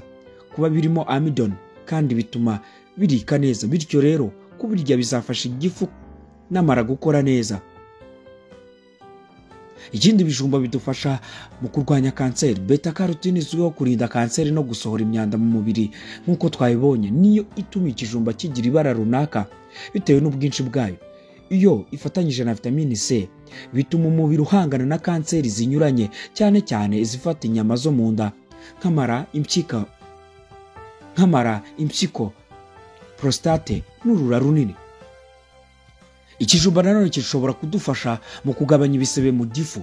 Ibijumba byoroshya ibisebe byo mu gifu biterwa nuko harimo vitamine B zinyuranye, vitamine C, beta carotene nk'uko twagiye tuyivuga, potassium na calcium, kandi zirwanya impatwe, bikarinda ikorwa rya acide nyinshi, bityo bikarinda igifu gutobagurika. Diabete, nubwo ikijumba kiryohera, nyamara ni ibiryo byiza ku murwayi wa diabete biterwa nuko bifasha umubiri kuringaniza igipimo cy'isukari mu maraso, bitewe nuko bituma umusemburo wa insuline ukorwa ku gipimo nyacyo.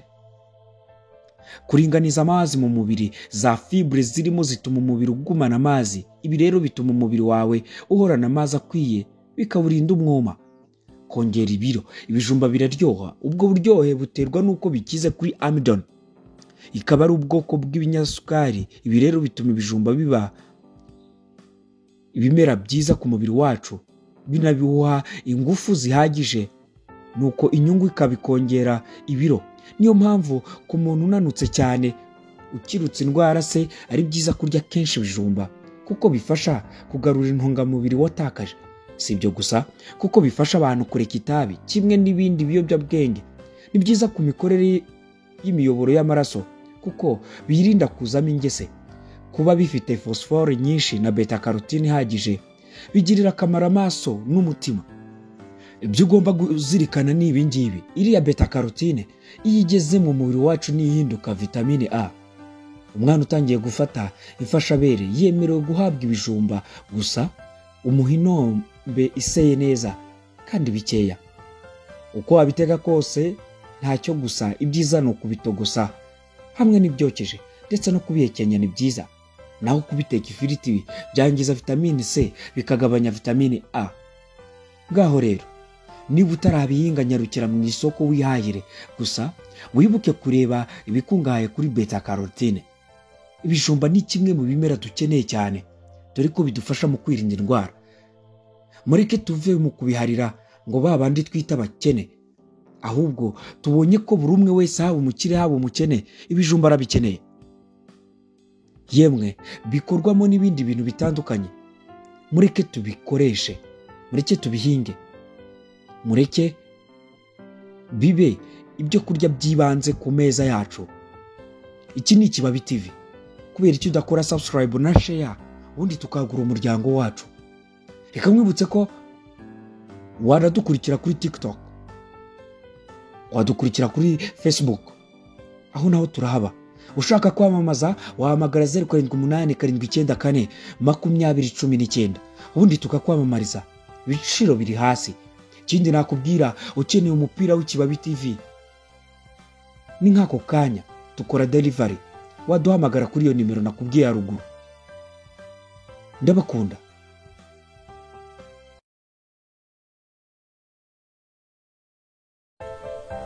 Ubusanzwe twivugira ibimera byakunze gukoreshwa n'abakurambere kuva kera, ndetse na n'ubu akenshi bikoreshwa mu kuvura indwara zitandukanye nk'uko abahanga bagenda babigaragaza mu bushakashatsi bwabo. Umunsi ndaza kukubwira ku kimera cyitwa indimu. Nitwa Freddy, iyi ni YouTube channel yitwa Ikibabi TV. Kora share na subscribe, urabuduteye inkungi ikomeye. Ubundi akamaro k'indimu ku buzima bwacu ni akahe? Indimu ni urubuto rwiza kandi rufite akamaro gakomeye ku buzima bw'umuntu, nk'uko tubikesha urubuga superfoodry.com. Indimu zishobora kunyobwa mu mazi cyangwa zikaribwa nk'imbuto bisanzwe. Indimu ikungahaye cyane ku butare bwa potassium, calcium, copper, ndetse ikagira na vitamine A, B na C ndetse na fer. Ikindi kandi, indimu ni urubuto rutagira ibinure bibi. Indimu zongera ubudahangarwa bw'umubiri. Impamvu ituma indimu yongerera umubiri ubudahangarwa nuko indimu ari isoko karemano ya vitamine C. Iyo vitamine C ikaba ifasha mu kurinda umubiri indwara.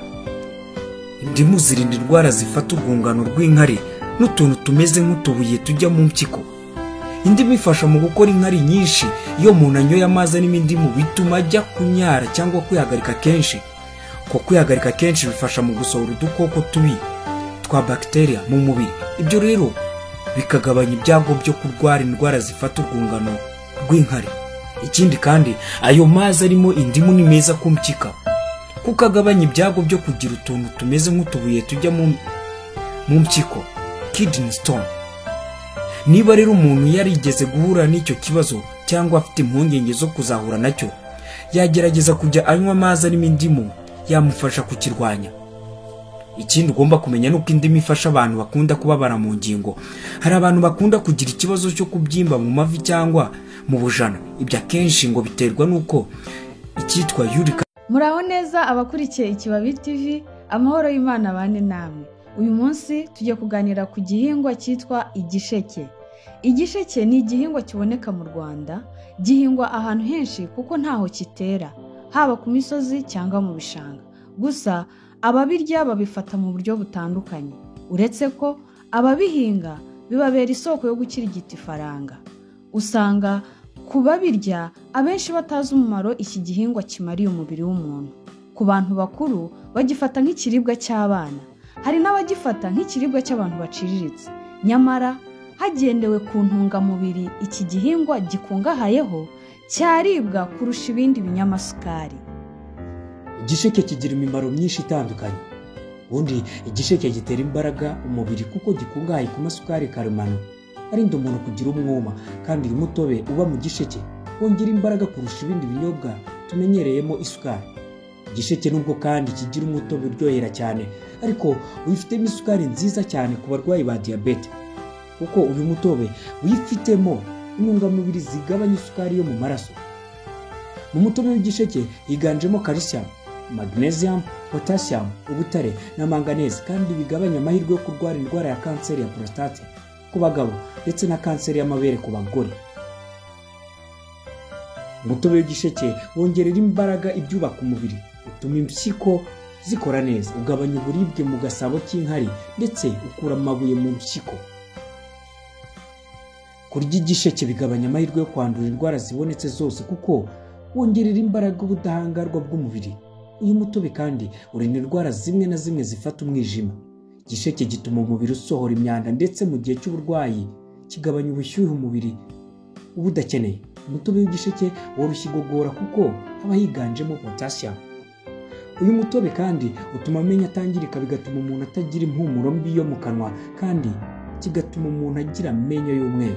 Igisheke gikiza indwara ifata inzara zaje mu mabara y'umweru zigasubirana ibara risanzwe zigasa neza. Igisheke ni umuti w'indwara zimwe na zimwe zifata uruhu, urugero umwera ndetse n'ise. Mu kwivura usiga uwo mutobe aharwaye ukareka ukumiraho. Aside yitwa alpha hydroxyl iba mu gisheke ituma umuntu agira uruhu runoze kandi rusa neza, bikarinda mu gusaza, bityo agahorana itoto. Igisheke ni ingirakamaro mu buzima bw'umuntu kandi gifasha gukomeza kugira ubuzima bwiza. Uramutse wihaye gahunda yo kurya ingingo y'igisheke buri munsi, ntaho wahurira n'indwara zifata imyanya y'ubuhumekero nk'ibicurane, ndetse hari n'izindi ndwara waca ukubiri nazo. Ntabwo dukwiye kurya igisheke kuko dufite inyota gusa, ahubwo dukwiye kukirya twizera ko ari umuti w'indwara zinyuranye. Ushobora kwibaza uti, ese isukari yo mu gisheke uhekenya itandukaniye he n'isukari yavuye mu gisheke mu ruganda? Aha twibutse ko n'ubundi ibintu byinshi tubona bivuye mu nganda biba byavuye ku bimera. Mu ruganda rero hari ibikurwamo n'ibyongerwamo. Urugero twavuga ishwagara yongerwamo kugira isukari uyibone kuriya ari udusaro cyangwa se imeze kuri iyi bimeze nk'utubuye. Icyitwa molase yo ni ibisigazwa kuko iratabwa, nyamara nayo ifite intungamubiri. Ibi byose rero bituma isukari ikuwe mu gisheke uhekenye cyangwa usekuye ubwawe ukora umutobe iruta kure isukari yo mu ruganda. Reka twibaze, ese igisheke gihingwa gite? Igisheke ni igihingwa cyenda kumera nk'ikibingo kibyibushye. Bakeka ko cyakomotse muri Aziya y'Epfo. Umubyimba wacyo ugizwe n'ingingo nyinshi. Igisheke gishobora kuba kigufi cyangwa kirekire, gishobora no kugira ingeri ngufi cyangwa ndende, byose biterwa n'ubwoko bwacyo cyangwa ubutaka kirimo. Hariho ubwoko bw'ibisheke bushobora kugira uburebure bwa metero 2 kugera kuri 5. Ingingo z'ibisheke by'ubwoko zishobora kugira uburebure buri hagati ya santimetero 4 na santimetero 22. Ubusanzwe igisheke ntigishamikira hejuru y'ubutaka. Ku gitsina cyacyo havuka ibishibuka. Mu butaka bwiza igisheke gishobora kugira kuva ku bishibuka 10 kugeza kuri 20. Igitsina kimaze igihe kirekire mu butaka gishibuka ibisheke byinshi ariko bikaba bitoya. Ubundi imizi y'igisheke ntiyuma vuba. Ku ngingo z'igisheke haba amababi agaramye yashobora kugira metero 2 z'uburebure, kigira ingingo ziteye nk'iz'urubingo. Batera ingeri zifite amapfundo ariko izera neza n'izo ku gice cyo ku mutwe. Iyo bamaze gutunganya umurima bawucamo utugende duteganye dufite santimetero 25. Utwo tugende bakaturambikamo ingeri zifite nka santimetero 5 kandi hagasigara metero 1 hagati y'ingeri. Mu mezi 3 ya mbere ibisheke babibagara buhoro buhoro babisukira, ariko bakabigira kenshi. Umwaka ujya gushira twa tugende tumaze gusubirana, ubwo bagatangira kujya basukira cyane. Ibisheke by'ubwoko bwiza kandi bitewe mu butaka bwiza bishobora kwera hashize umwaka. Amoko atinda ashobora kugeza ku mwaka n'igice. Iyo hashize ibyumweru 2 cyangwa 3 bamaze gusarura, ibitsina bitangira gushibuka. Ibitsinsi bashobora kugisarura ibihe 5 cyangwa 6, ariko rero umusaruro uhora ugenda ugabanuka. Ukuvuga ibisheke uko ugenda ubisarura nubwo byongera gushibuka, umusaruro uza ku nshuro ya 2 cyangwa ya 3 cyangwa ya 4 cyangwa ya 5 uza ari muke ugereranyije n'umusaruro wa mbere wahereyeho. Ibisheke ni bimwe mu bihingwa byiza dukwiriye kugira iwacu mu turima tw'ibikoni mu iterambere ry'umuryango. Iyo hashize ibyumweru 2 cyangwa 3 bamaze gusarura, ibitsina bitangira gushibuka. Ibitsinzi bashobora kugisarura ibihe 5 cyangwa 6, ariko rero umusaruro uhora ugenda ugabanuka. Umusaruro wo ku nshuro ya 6 ntabwo bungana n'uwa mbere cyangwa uwa 5 cyangwa uwa 4 cyangwa uwa 3. Kuko mwabyumvise haruguru, uko ugenda usarura ibisheke bigenda biba bigufi cyangwa bikaba bikeya. Reka nsoreze aha ngaha mbashimira ko mukunda kudukurikirana. Reka mwese mbabwire ngo ni byiza kugira ibisheke mu busitani bwacu cyangwa se mu mirima yacu. Abantu mwese mwafashe gutegura ikiganiro, ndabashimiye mwese. Mugire umunsi mwiza.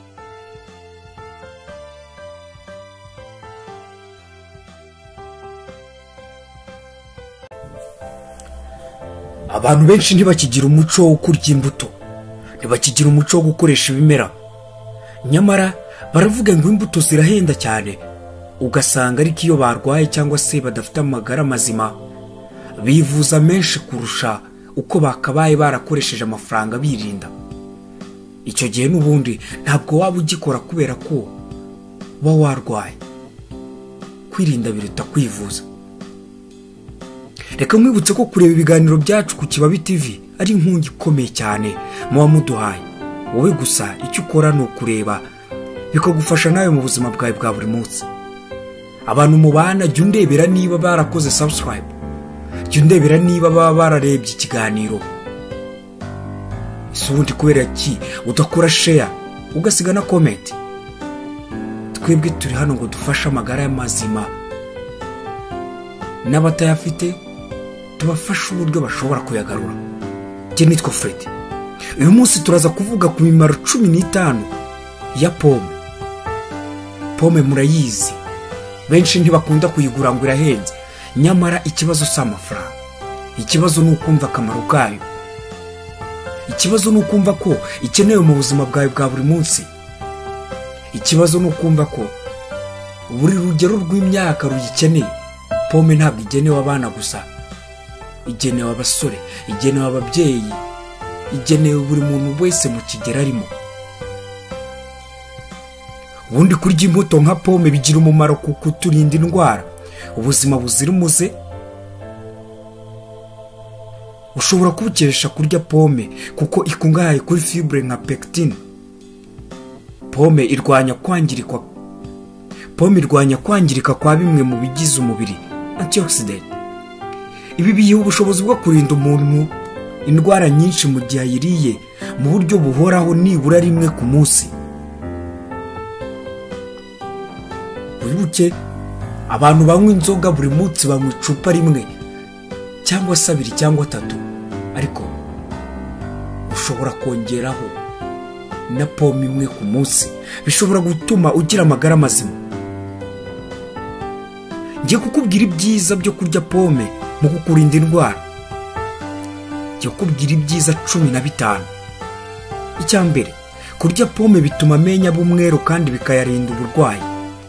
Pome ntiyasimbura uburoso bw'amenyo, ariko guhekenya pome byongera amacanjwe mu kanwa, bikarinda amenyo kumagara, bikanagabanya za microbe. Icya kabiri, kurya pome birwanya indwara yitwa Alzheimer. Abashakashatsi bemeza ko kunywa umutobe wa pome birinda gusaza k'ubwonko, kuko iyo ubwonko bushaje bituma wibagirwa. Kwibagirwa niyo ndwara bita Alzheimer. Icya gatatu, kurya pome birwanya indwara ya Parkinson. Ubushakashatsi bwerekanye ko kurya pome birinda uburwayi bwo kwangirika k'uduce tumwe two mu bwonko, Parkinson disease. Icya kane, kurya pome birinda kanseri. Umuntu urya pome ku buryo buhagije aba afite amahirwe angana na 23% yo kutarwara kanseri. Icya gatanu, kurya pome byongera amahirwe yo kutarwara diabete. Abagore barya pome nibura imwe ku munsi baba bafite 28% by'amahirwe yo kutarwara diabete z'ubwonko. Icya gatanu, kurya pome byongera amahirwe yo kutarwara diabete. Abagore barya pome nibura imwe ku munsi baba bafite 28% by'amahirwe yo kutarwara diabete z'ubwoko bwose. Icya gatandatu, kurya pome bigabanya cholesterol. Fibre zigize pome zivanga n'ibinure mu mara, ibi bikagabanya cholesterol bigatera ubuzima buzira umuze. icya karindwi, pome irinda uburwayi bw'umutima. Ubushakashatsi bwerekana ko kurya ibikungahaye kuri fibre nka pome bigabanya cholesterol mu maraso. Iyo ari nyinshi itera kuziba kwa tumwe mu tuyoboro tw'amaraso, bigatuma amaraso atagera mu mutima neza. Iyo rero wariye pome, amaraso aratembera neza. Icya munani, kurya pome birinda uburwayi bw'impindura, gallbladder. Cholesterol ari nyinshi mu mubiri bitera uburwayi bw'impindura. Pome ifite akamaro ko kurinda ubu burwayi. Icya cyenda, kurya pome bituma umuntu yituma neza. Pome irinda ibibazo byose umuntu yahura nabyo mu kwituma bikomeye, kuko iyo uri muri ituma ibintu bikomeye urababara, ugacibwamo cyangwa constipation.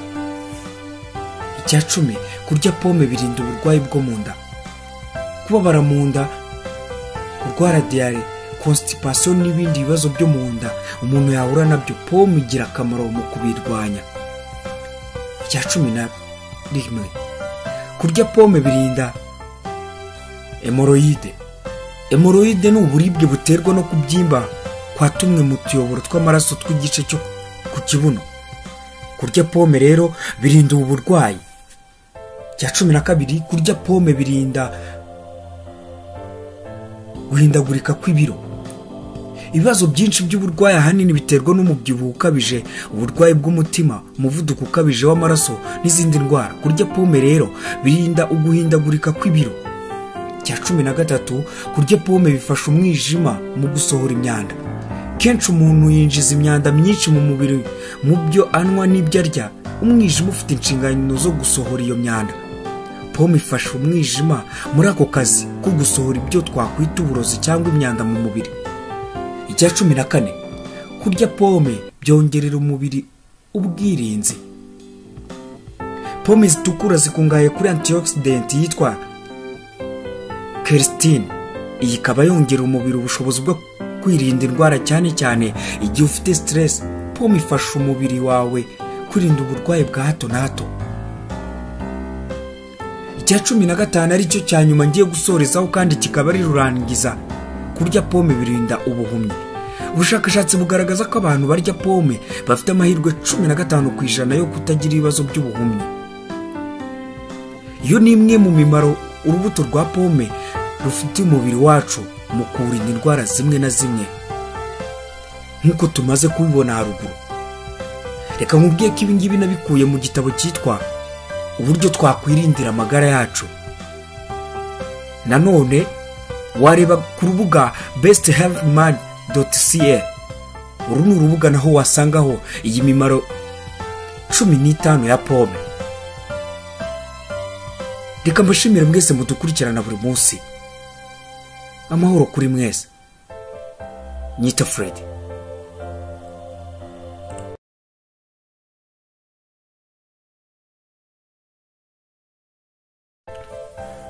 Uyu munsi isi irarwana no kugira ikirere kimeze neza. Isi irabungabunga ubuzima bw'abantu biciye mu kugabanya ibyuka bibi mu kirere. No kuvuga ko ibimera bigira uruhare mu buzima bwacu bwiza no guhumeka neza no kugira amagara mazima. Ibimera byakunzwe gukoreshwa n'abakurambere kuva kera ndetse na n'ubu. Kenshi bikoreshwa mu kuvura indwara zitandukanye nk'uko abahanga bagenda babigaragaza mu bushakashatsi bwabo. Uyu munsi ndababwira ku kimera cyitwa umwembe. Abahanga mu by'imirire bavuga ko ari byiza ko umuntu arya imboga n'imbuto kugira ngo agire ubuzima bwiza. Mu mbuto umuntu akwiye kurya harimo n'imyembe. Akaba ariyo mpamvu twifuje kubagezaho bimwe mu byiza byo kurya uru rubuto rw'umwembe. Ubundi umwembe ni urubuto rufite inkomoko mu mashyamba yo mu Buhinde, Pakistan no muri Birmania, aho kugeza n'ubu bikimera aho mu mashyamba ya kimeza. No kugeza n'ubu uru rubuto rurakimeza mu mashyamba ya kimeza. Urubuto rw'umwembe rukomoka muri Aziya y'Amajyepfo nanone, ariko ubu ruhingwa no ku yindi migabane itandukanye. No muri Afurika rurahingwa, no mu Rwanda rurahingwa. Ubushakashatsi bugaragaza ko rukize ku byitwa antioxidant bifasha umubiri w'umuntu gukora neza, nk'uko urubuga rwa www.bbc.com rwabisobanuye. Imyembe igira akamaro gatandukanye ku bakunda kuyirya, harimo kuba ituma igorora harimo kuba ituma igogora rigenda neza ndetse no gutuma umuntu yituma neza bitamugoye. Imyembe kandi yigiramo vitamine A na C. Izo vitamine zombi zigira uruhare mu gutuma uruhu rw'umuntu ndetse n'imisatsi bigira ubuzima bwiza. Kubura vitamine C mu mubiri w'umuntu bigira ingaruka zo kuba iyo akomeretse igisebe gikira bigoranye, ikindi n'uruhu rukihuta kugira iminkanyari. Iyo amaze kuba mukuru, hari ubushakashatsi bwagaragaje ko vitamine A ifasha mu kurinda uruhu rw'umuntu gusaza vuba. Imyembe kandi ifasha mu gutuma umutima ugira ubuzima bwiza, ikagabanya ibinure bibi bya cholesterol ndetse igatuma n'amaso agira ubuzima bwiza, akanabona neza kubera za vitamine n'ubutare butandukanye yifitemo. Imyembe ifasha mu kurwanya indwara ya kanseri nk'uko tubikesha urubuga indiantimes.com. Imyembe yifitemo ibyitwa antioxidant arizo quercetin, fisetin, isoquercetin, astragalin, gallic acid na methyl galate. Izo zose nizo zirinda umubiri w'umuntu gufatwa na kanseri y'ibere kandi y'urura runini, kanseri ifata mu myanya y'ibanga y'abagabo ndetse na kanseri y'amaraso. Icya kabiri, imyembe ifasha mu kuvana ibinure bibi mu mubiri. Imyembe yifitemo vitamine C nyinshi, ikagera n'ibyitwa fibre na pectine. Ibyo nibyo bituma umwembe uri mu rubuto rwiza rufasha mu kugenzura ingano y'ibinure mu mubiri. Icya gatatu, imyembe ifasha mu gusukura uruhu. Ikindi kintu cyiza cyo kurya umwembe nuko isukura uruhu rw'umuntu rugahora ruhehereye imbere mu mubiri. Ni byiza kurya imyembe kuko ituma umuntu ahorana uruhu rwiza. Icyakane, imyembe igabanya urugero rwa diabete. Kurya imyembe bifasha mu kugabanya urugero rwa diabete. Niyo mpamvu ari byiza ko abantu barwaye diabete bafata imyembe hagati y'5 n'6 bakayibiza, bakayiraza igahora mu gitondo, bakayungurura umutobe wayo bakawunywa. Ikindi kandi, imyembe igira isukari nkeya ku buryo iyo umuntu ayiriye ku rugero rwiza idashobora kongera isukari mu maraso. Icya gatanu, imyembe ifasha mu mikorere myiza y'amaso agashobora kubona neza. Imyembe igira vitamine A ihagije, niyo mpamvu ari urubuto rumwe mu zifasha amaso kubona neza. Ikindi kandi, imyembe irinda amaso guhuma bikanayarinda kukuma, agahorana urugero rw'amarira rukenewe. Imyembe ifasha mu igogora. Imyembe yifitemo ibyitwa enzymes bifasha mu migendekere myiza y'igogora bikanarinda indwara z'igifu. Cya karindwi, imyembe yongerera ubudahangarwa umubiri. Imyembe yifitemo vitamine C n'izindi zitandukanye. Izo zose zifasha umubiri w'umuntu urya imyembe guhora ukomeye kandi ufite ubuzima bwiza. Imyembe ifasha abantu bakunda kugira ikibazo cyo kwibagirwa cyane.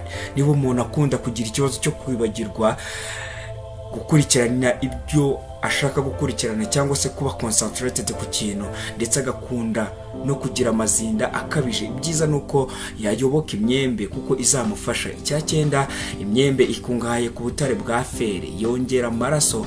Kuba imyembe ifitemo fere nyinshi bivuze ko yongera amaraso, niyo mpamvu ari umuti mwiza w'umwimerere ku bantu bakunda kugira ikibazo cyo kubura amaraso. Ikindi kandi, abagore bagombye kurya imyembe cyane kugira ngo ibongerere amaraso ndetse na calcium mu mubiri.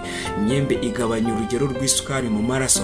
Ubushakashatsi bwakozwe bugakorerwa ku bantu bafite umubyibuho ukabije obese bwagaragaje ko kurya imyembe bigabanya isukari nubwo umuntu ataba yatakaje ibiro. Cya 11, imyembe igabanya umuvuduko w'amaraso iyo uri hejuru cyane, kuko imyembe ikungahaye cyane ku butare bwa magnesium na potassium, ndetse ikanagira urugero ruto rwa sodium. Niyo mpamvu igira imbaraga mu kuringaniza umuvuduko w'amaraso. Cya 12, imyembe ituma ubwonko bugira ubuzima bwiza bugakora neza. Imyembe ikiza cyane kuri vitamine B6, niyo mpamvu ari urubuto rwiza cyane ku buzima bw'ubwonko bw'umuntu. Iyo vitamine B6 kimwe na vitamine B bifasha ubwonko gukomera neza, bufasha imitsi itanga amakuru ku bwonko gukora neza, ndetse binafasha umuntu gusinzira neza. Cya 13, imyembe ituma umuntu agira amagufa akomeye. Imyembe yifitemo vitamine K, iyo ikaba ari vitamine ya ngombwa cyane ku buzima bw'amagufa kuko ituma calcium yinjira mu magufa inyuze mu ruhu. Iyo umuntu abuze vitamine K, bituma ashobora kugira ibyago byo kuvunika amagufwa mu buryo bworoshye.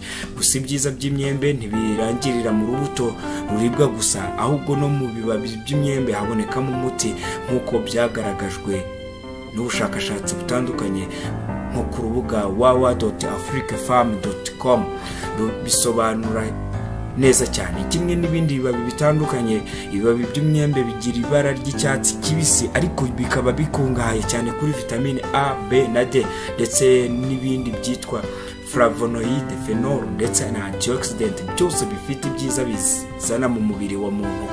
Ibibabi by'imyembe bikoreshwa mu gukumira no kuvura diabete. Ibibabi by'imyembe bikize ku byitwa tannins na antioxidants, byombi bikaba bigira uruhare rukomeye mu gukumira diabete no kuyivura.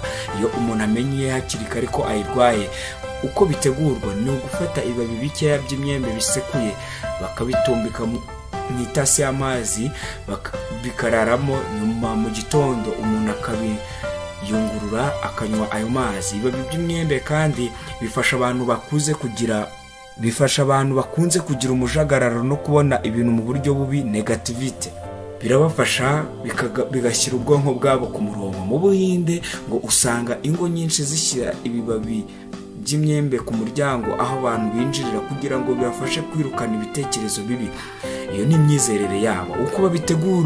Uko babitegura kugira ngo ibibabi by'imyembe bifashe umuntu kugira umutuzo, ashobora kubiteka mu mazi agiye kwiyuhagira cyangwa se akabinywa nk'icyayi. Ibibabi by'imyembe bigabanya umuvuduko w'amaraso ukabije. Ibyo bibabi byigiramo ubushobozi bwo kugabanya umuvuduko w'amaraso ukabije no gukomeza imitsi inyuramo. Uko bikoreshwa ni ukubinywa nk'icyayi wabanje kubibiza mu mazi. Ibibabi by'imyembe bifasha mu gukemura bimwe mu bibazo bifata mu nzira z'ubuhumekero. Abantu bakunze kugorwa n'ikibazo cy'ubukonje, abarwara za asima n'ibindi bibazo byo mu nzira z'ubuhumekero bakitwaza ibibabi by'imyembe. Ikindi binabafasha mu kuvura inkorora. Uko bikoreshwa ni ugufata ibibabi bikeya by'imyembe bakabibiza mu kirahuri cy'amazi, nyuma bakayungurura bakongeramo akayiko gato k'ubuki mbere yo kubinywa. Ibibabi by'imyembe kandi binafasha mu kuvura indwara yo gucibwamo imiswi ituma umuntu yituma amaraso. Iyo ndwara ijyana no kwivumbagatanya, kwigogora, bikajyana n'imiswi irimo n'amaraso ndetse no kubabara mu nda. Iyo ndwara akenshi ngo ikabiterwa na za bakteri. Gusa iyo bikomeje ahangaha ujya kwa muganga. Uko bitegurwa no gufata ibibabi by'imyembe bakabyumisha, nyuma bakabisya bakabona ifu. Iyo fu niyo bakoroga mu kirahuri cy'amazi umuntu akanywaho 3 ku munsi. Ibibabi by'imyembe bikiza ubushye ku buryo bwihuse. Ibibabi by'imyembe byakwitabazwa mu kuvura ubushye kuko bibukiza. Uko bikoreshwa no gufata ibibabi by'imyembe byumishijwe bakabitwika, nyuma bagasiga ivu ku bushye. Ibyo bigabanya ububabare ariko ngo bikanavura vuba. Ibibabi by'imyembe bivura kubabara mu gutwi. Ibibabi by'imyembe bikoreshwa mu kuvura ububabare bwo mu matwi. Uko bikoreshwa no gufata ibitonyanga bikeya by'amazi yabijijwemo ibibabi by'imyembe ugatonyangiriza mu gutwi. Icyo gihe ngo ububabare buhita bushira. Ibibabi by'imyembe biyongera ubudahangarwa bw'umubiri. Nk'uko tubikesha urubuga www.amelioratasante.com, bavuga ko ibibabi by'imyembe bifasha mu gutuma amaso agira ubuzima bwiza akanabona neza, ariko bikanongera ubudahangarwa bw'umubiri w'umuntu, bikamurinda kuba yafatwa n'indwara zitandura ariko zidakira. Ibibabi by'imyembe bifasha mu kugabanya ububyimbe. Ikindi ngo nuko ibibabi by'imyembe bifasha mu kurinda cyangwa bikagabanya ububyimbe, anti-inflammatory. Ibibabi by'imyembe binafasha mu kugabanya ibiro. Ibibabi by'imyembe si byo bigabanya ibiro ubwabyo, ariko ngo iyo byongewe ku ndyo iboneye bifasha mu kugabanya ibiro no gufasha ku buryo bitajya byiyongera bya hato na hato nk'uko byagaragajwe n'ubushakashatsi butandukanye. Koresha igiti cy'umwembe ni intwari ikomeye cyane ku buzima bwacu bwa buri munsi. Gusa indwara twavuze haruguru iyo zakurembeje ujya kwa muganga. Ibi bikorwa ku bantu batari baremba cyane. Reka ngushimire wowe wakoze subscribe ku Kibabi TV ndetse nawe wakoze share. Aya ni amateka y'ibimera ndetse n'akamaro kabyo ku Kibabi TV. Nawe ubutaha tubagezaho ikindi kimera. Ndabakunda.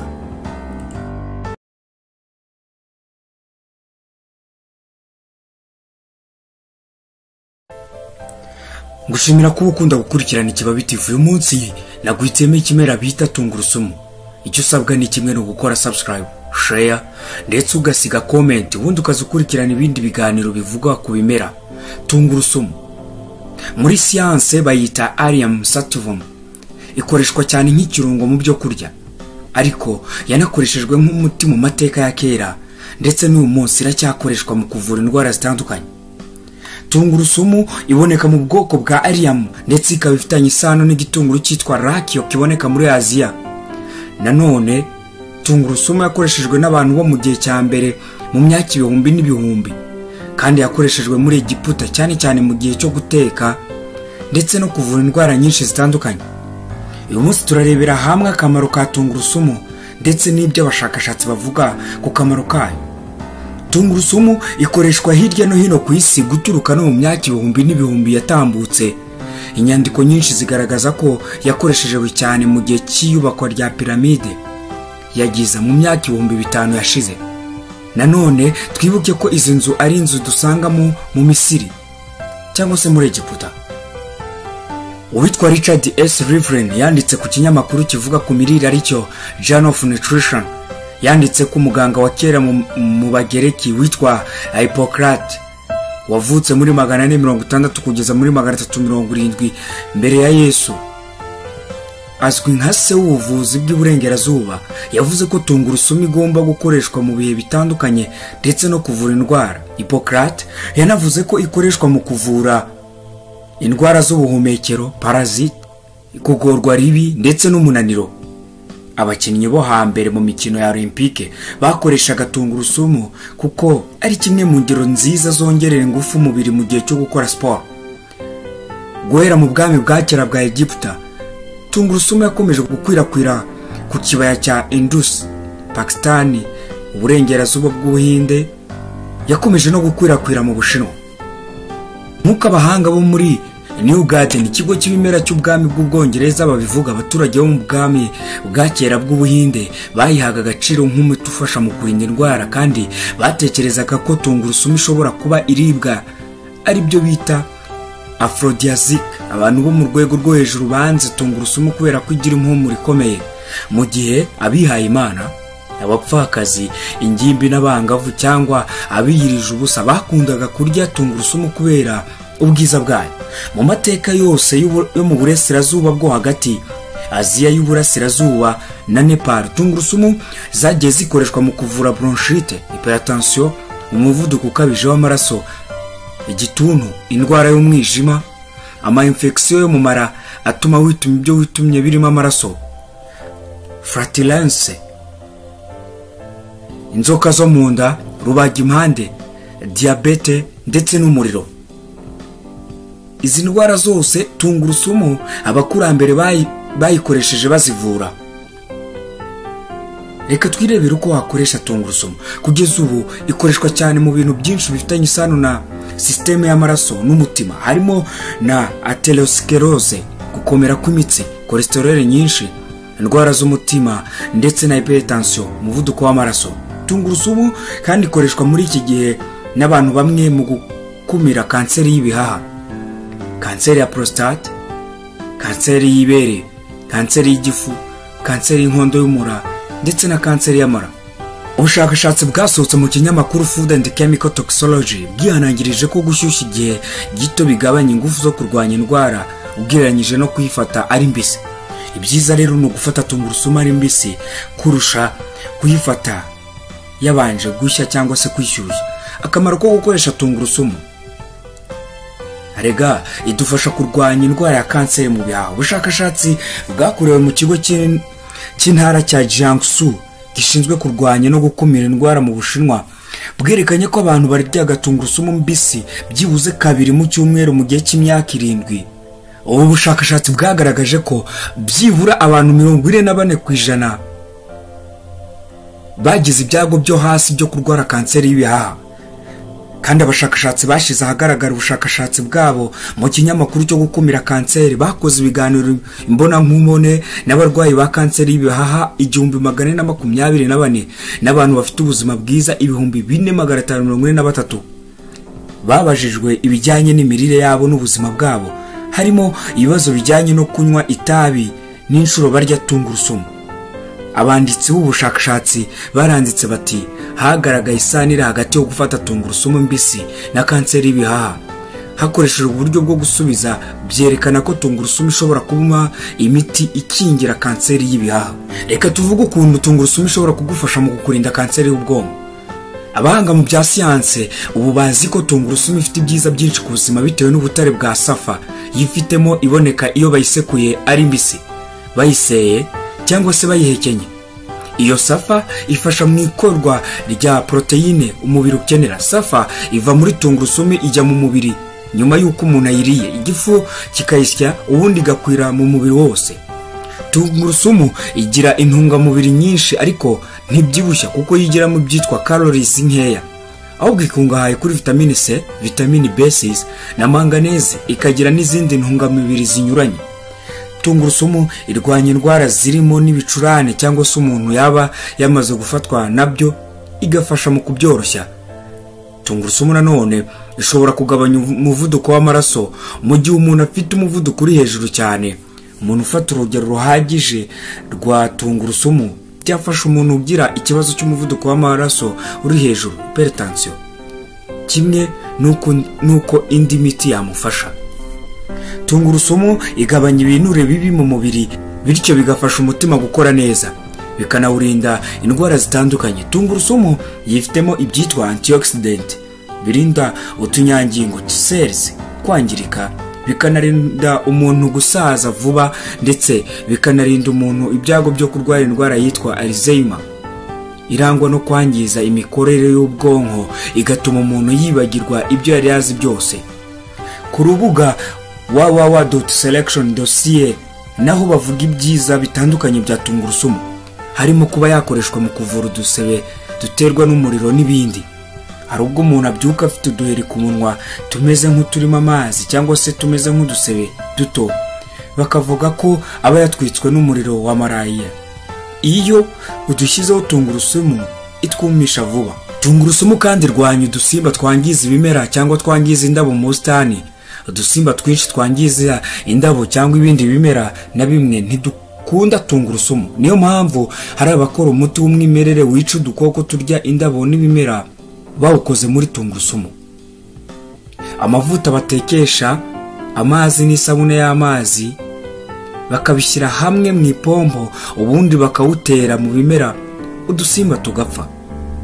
Tungurusumu yirukana imibu. Abahanga baracyakora ubushakashatsi kugira ngo bamenye ikintu kiba muri tungurusumu kirukana imibu mu nzu. Gusa ikizwi nuko imibu idakunda tungurusumu. Ubushakashatsi bwakorewe mu Buhinde bwagaragaje ko abantu bisize tungurusumu ku maboko no ku maguru imibu ibahunga. Umuntu ashobora kwikorera umuti w'umwimerere wo kurwanya imibu yifashishije amavuta ya tungurusumu, akavanga n'amavuta ya vaseline, akongeramo ibishara by'ubuki bitunganyije neza, akabyisiga, imibu iramuhunga. Ngiye gusoreza ku kuntu tungurusumu ifasha umuntu kugenzura ibiro bye ntibizamuke cyane nk'uko byemezwa n'umuhanga mu by'imirire witwa Cynthia Sas.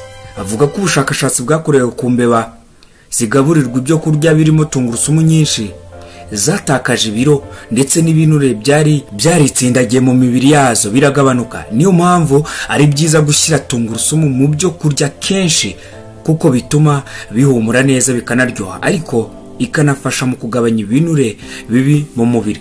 Sinasoza ntakubwiye ko ukwiriye gukora subscribe, share ndetse ugasiga na comment aho hasi kugira ngo ubashe kuzabona andi mateka y'ikimera kizakurikiraho. Ibi reka tubyite ubuzima. Mwakoze kuntega amatwi. Ni Fred.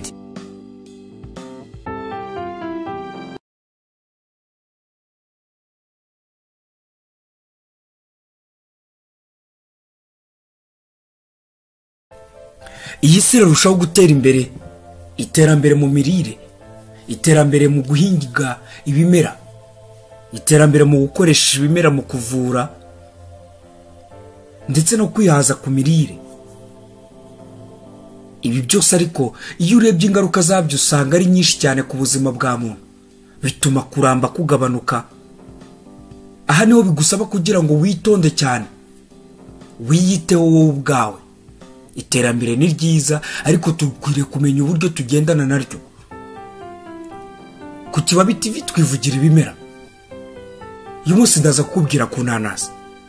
Inanasi ni rumwe mu mbuto zatangiye guhingwa mu myaka ya kera cyane. Amateka avuga ko zavumbuwe mu birwa bya Hawaii mu 1493. Gusa kuri ubu zihingwa cyane muri Brazil. Uru rubuto rufite akamaro kanini mu mubiri wacu nk'uko tugiye kubibona. Inanasi ni urubuto rw'ingenzi mu gufasha abasirikare b'umubiri kongera ingufu. Ibi biterwa n'uko inanasi yifitemo vitamine C ingana na 50%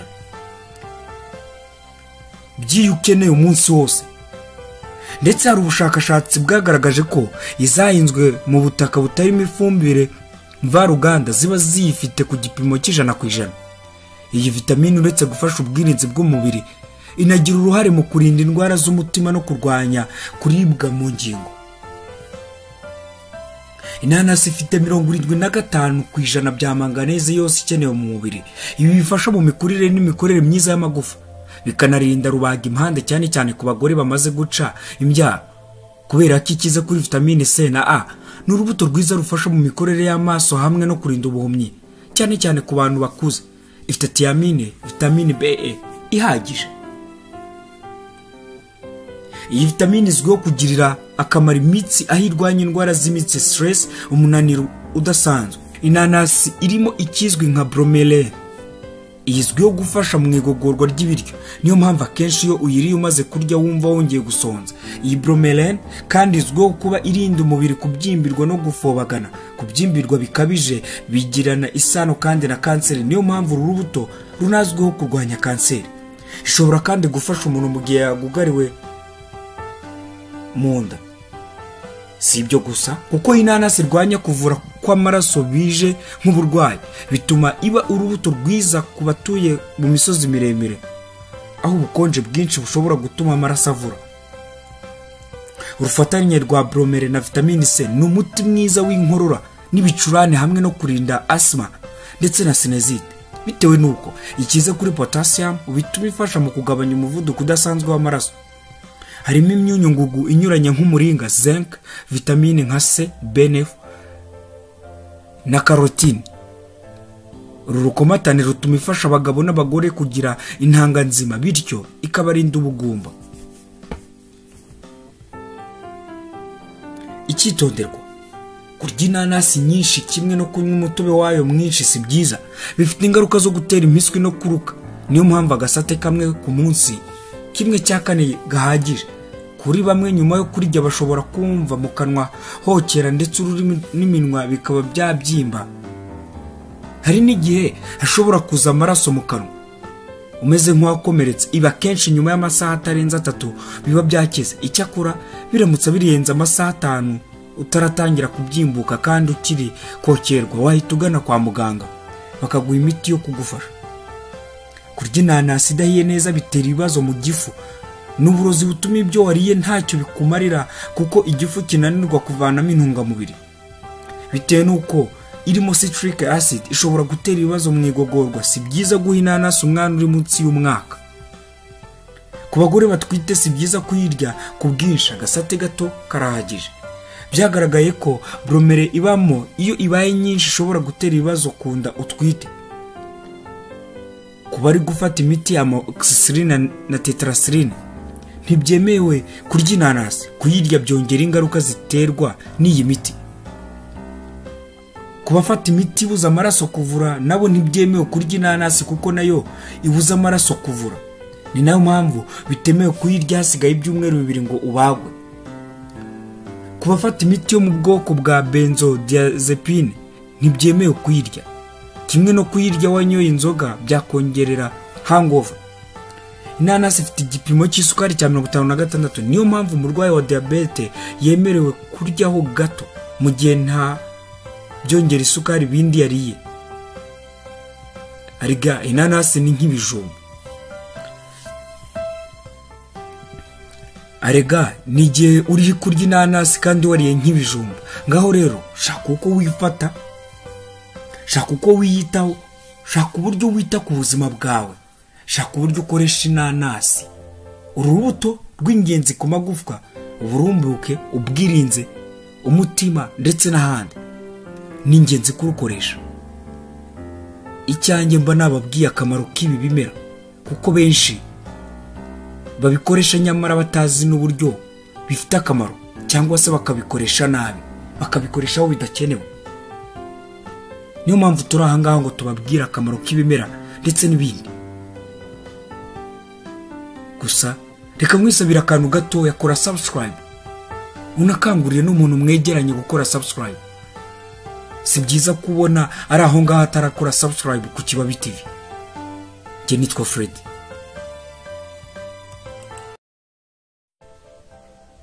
Twivugira ibimera nk'ibisanzwe. Ibimera byakunze gukoreshwa n'abakurambere kuva kera ndetse na n'ubu. Akenshi bikoreshwa mu kuvura indwara zitandukanye nk'uko abahanga bagenda babigaragaza mu bushakashatsi bwabo. Uyu munsi ndababwira ku kimera cyitwa umwenya. Nitwa Fred, iyi ni YouTube channel yitwa Kibabi TV. Kora share na subscribe. Urabuduteye inkungi ikomeye. Umwenya ni ikimera gikoreshwa cyane kuva mu bakurambere bo hambere mu Banyarwanda, aho benshi bari bamaze kumenya ko kivura, kuko nawo ni kimwe n'umuravumba. Umwenya uvura inkorora hakoreshejwe amababi yawo, kubera ko umwenya ari umuti uvura kandi utarura. Ubu hari abantu bahitamo gukoresha umwenya mu cyayi mu mwanya w'amajyane, kugira ngo bashobore kubona ibyiza by'icyo kimera mu buzima bwabo. Umwenya nawo uvura indwara zo mu kanwa, ugafasha abantu kutanuka mu kanwa. Umwenya si inzoga nk'uko benshi babitekereza, kandi si n'ijambo rishya kuko rifite byinshi risobanuye mu mateka y'Abanyarwanda. Kuko umwenya wakoreshwaga mu gihe babaga bafite ikibazo cy'inkorora.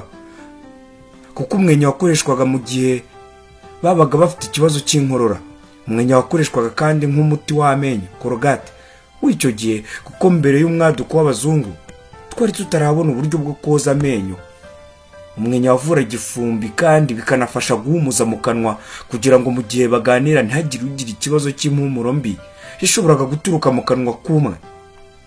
Ubushakashatsi kandi bwagaragaje ko igiti cy'umwenya iyo ubashije kukibona ukagifata ukagisoroma ukagicanira mu mazi, byafasha ku bantu bafite nk'ikibazo cy'indwara ya diabete ndetse n'umuvuduko w'amaraso.